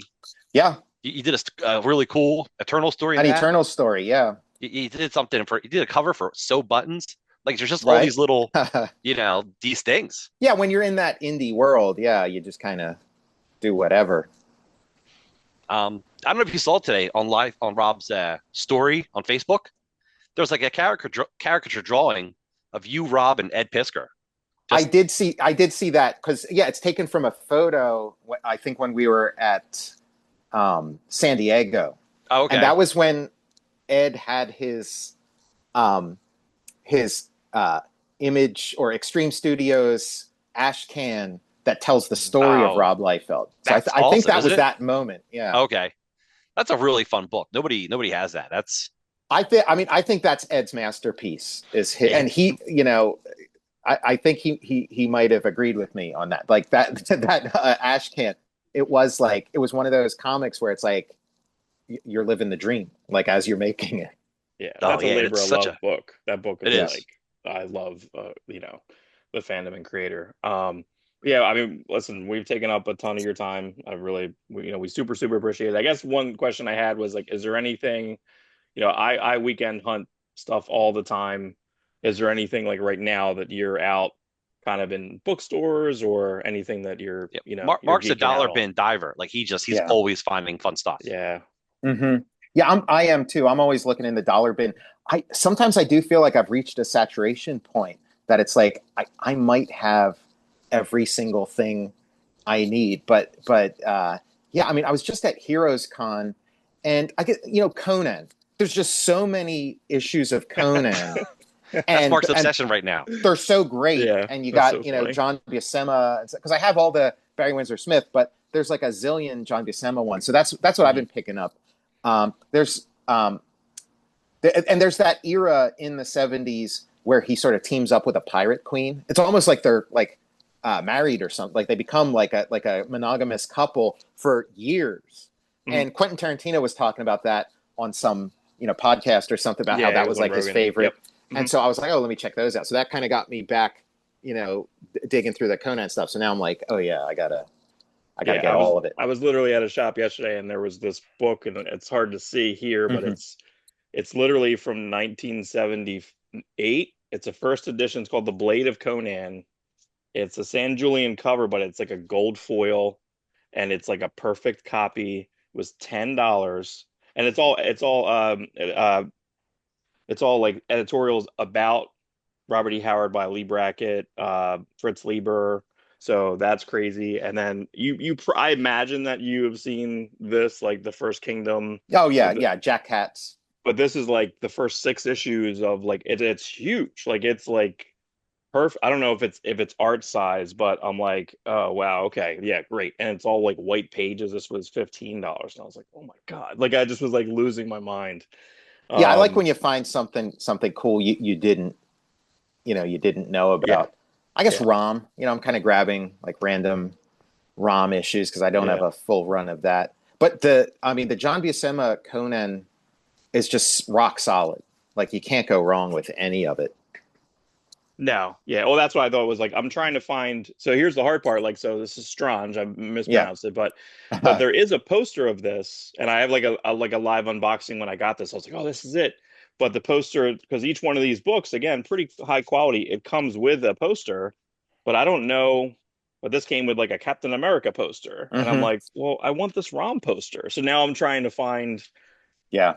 what issue do I just keep buying additional issues and then hope I get the right poster because there's no listing for it. You know what I mean? Hmm. It's not, there's no listing of like what posters like free poster inside. They're like, okay, well, so I just have to keep buying these and that's okay. Because again, what's cool about this is you get these in, the almost like better coloring, Yeah. so it's crazy. Yes, from 1981. And this is like a perfect copy too. Yeah. Mike $6, you know what I mean? So it's like, what? Mike Plug is somebody else. I'm always just kind of like, Right. I'm on the There's lookout for yeah. Mike Plug There's comics. Mike Plug Culls in the middle, like the Cull Yeah. Destroyer with him, Beautiful like, stuff. just crazy. Yeah. So, but yeah, it's funny you say Conan because I trash picked a cabinet. Rob was over, he saw it. The cabinet's like embarrassing. It's literally like just nothing but Conan Claw, Arak, Hmm. blood from Charlton, like just everything, a bunch of Atlas comics, Wolf the Yeah, I'm Barbarian, trying to think of the Atlas one that like Larry Hama worked on. Iron Jaw, Iron Wolf the Jaw. Barbarian. What was your barbarian, Tom? Well, I had Vol the Visigoth Yes. was my barbarian, but then American Barbarian. If I'm ever going to tell another well, barbarian story, it would probably be American Barbarian Yeah. again. right, yeah. Yeah, because but then you had said with Savage Swords, you can kind of get Savage Swords for like all over the place for $1, $2. You know what I mean? So that's been kind of a crazy thing too. didn't you say you were originally thinking about American Barbarian for that giant size Kung Fu Bible stories? Yeah, for some reason I thought it was in there, but it's not. But yeah, that was initially That was your intention. I had this American Barbarian character that I was playing around with, and I thought, and Eric, his concept was, I want to publish. This will be the first appearance of every character that's in here. So that was good. But then by the time that happened, it wasn't the first appearance of American Barbarian anymore. So right. You know, it's funny. I think Image wanted you and Larson to do Prophet before they got Brandon Graham. Yeah, I'd heard about that too, as like I'm glad you heard of it. Yeah, I had heard about. I mean, nobody ever talked to me about, but I sort of heard about it secondhand, or I might have read like an interview with like one of the Erics or something. Right. And all of these things are always like, because I think at that time I probably could have used the work, but and again, when Transformers versus G.I. Joe happened, I was like, okay, I've had a bunch of close calls. I've had a bunch of things that almost happened but didn't. I got to make this thing happen. I can't let this be another one of those things that almost but didn't happen. You know, it's a shame. Not that you can't change the past, but we always think about this type of stuff. You can't. Like had Larson grabbed you for Supreme instead of Corey Hampshire, and I like Corey Hampshire, like that would have been a book that I feel like you just would have probably taken over. I feel like it would have been you and Larson for 6 issues, and then the Tom Scioli story. Yeah, I mean, any of these things, again, yeah, we're if Young Animal, like if Superpowers had kept going, I would have spent the next 10 years doing 3 stories, 3 pages, 3 pages a month. So it's kind of good. That's the Mad Magazine ended. schedule. That's the Mad Magazine.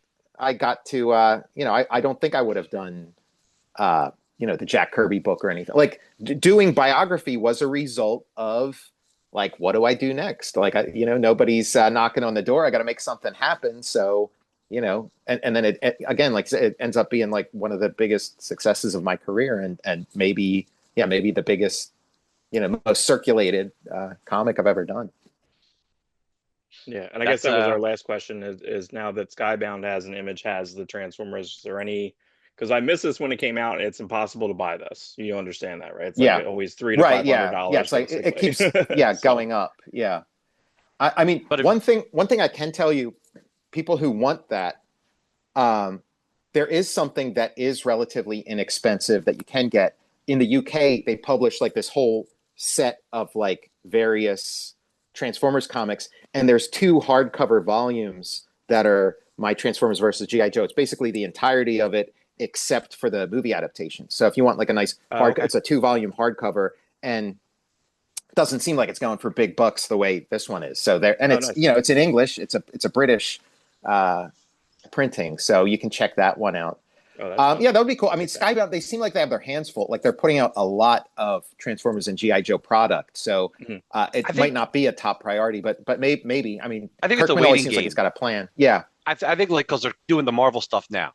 So once they're done with the Marvel stuff, UK stuff, so yeah, I mean, never figured they would do the Marvel UK stuff. I never thought they would reprint that. Yeah, the Marvel UK stuff is essential, in my opinion. Like you're working on right. this comic, I wouldn't have been interested in the comics end of things if it wasn't for Marvel UK. Marvel UK Transformers stuff is great, and I pulled from as much of that stuff as I could.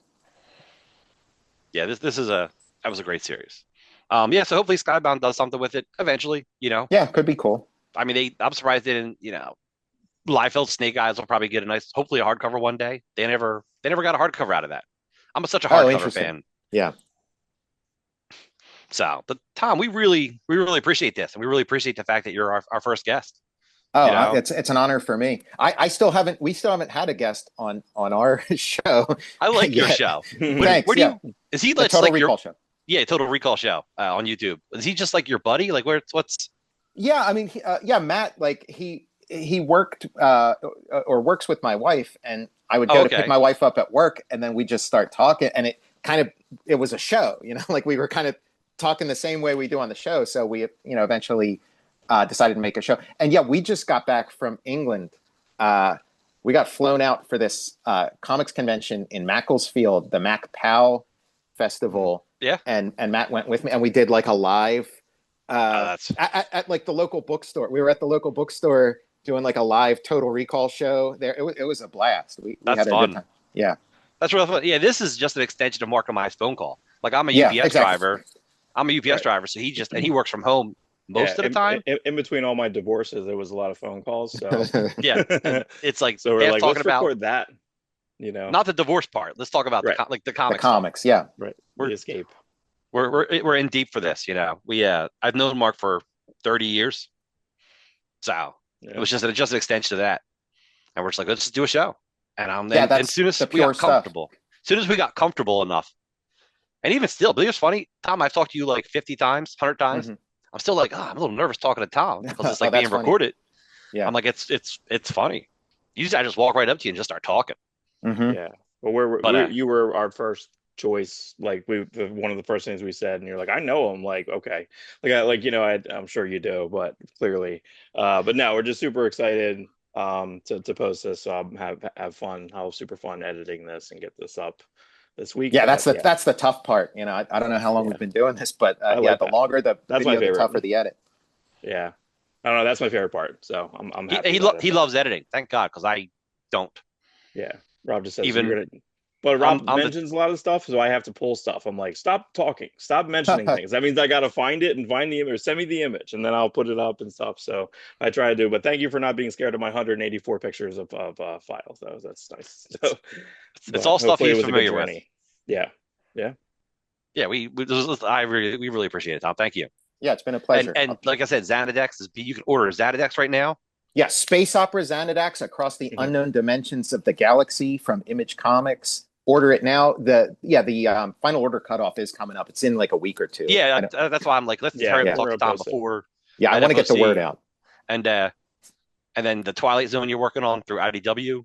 Yeah, That's a Twilight cool. Zone. It'll be issue 2 of the Twilight Zone miniseries. And yeah, I was working on page 1 right before I started talking to you guys. So And then Godland Facsimile Edition. How facsimile?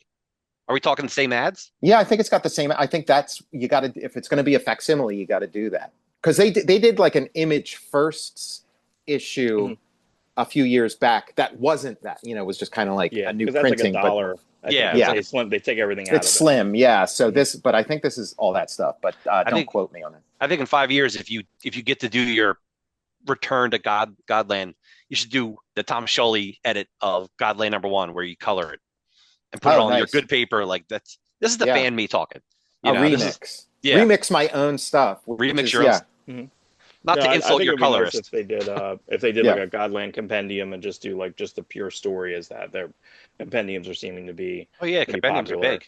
$60, and then just have it the entire mainline run. And then if you want the deluxe, reprint those deluxe hardcover. Yeah, on that nice newsprinty kind of paper that they're doing the G.I. Joe and Transformers. That's a neat paper. It's like feels like newsprint, but it's better. Yeah, I think they don't call it newsprint. Like if you ask a printer for newsprint, they're like, oh yeah, I think it's called like paperback paper or book paper. It's like the same paper that they would use for like a paperback novel. That's awesome. That's good to know, actually, because I was curious what it was called. Because we talk about Baxter paper from the 80s. We always talk about like what's what do you call what, Yeah.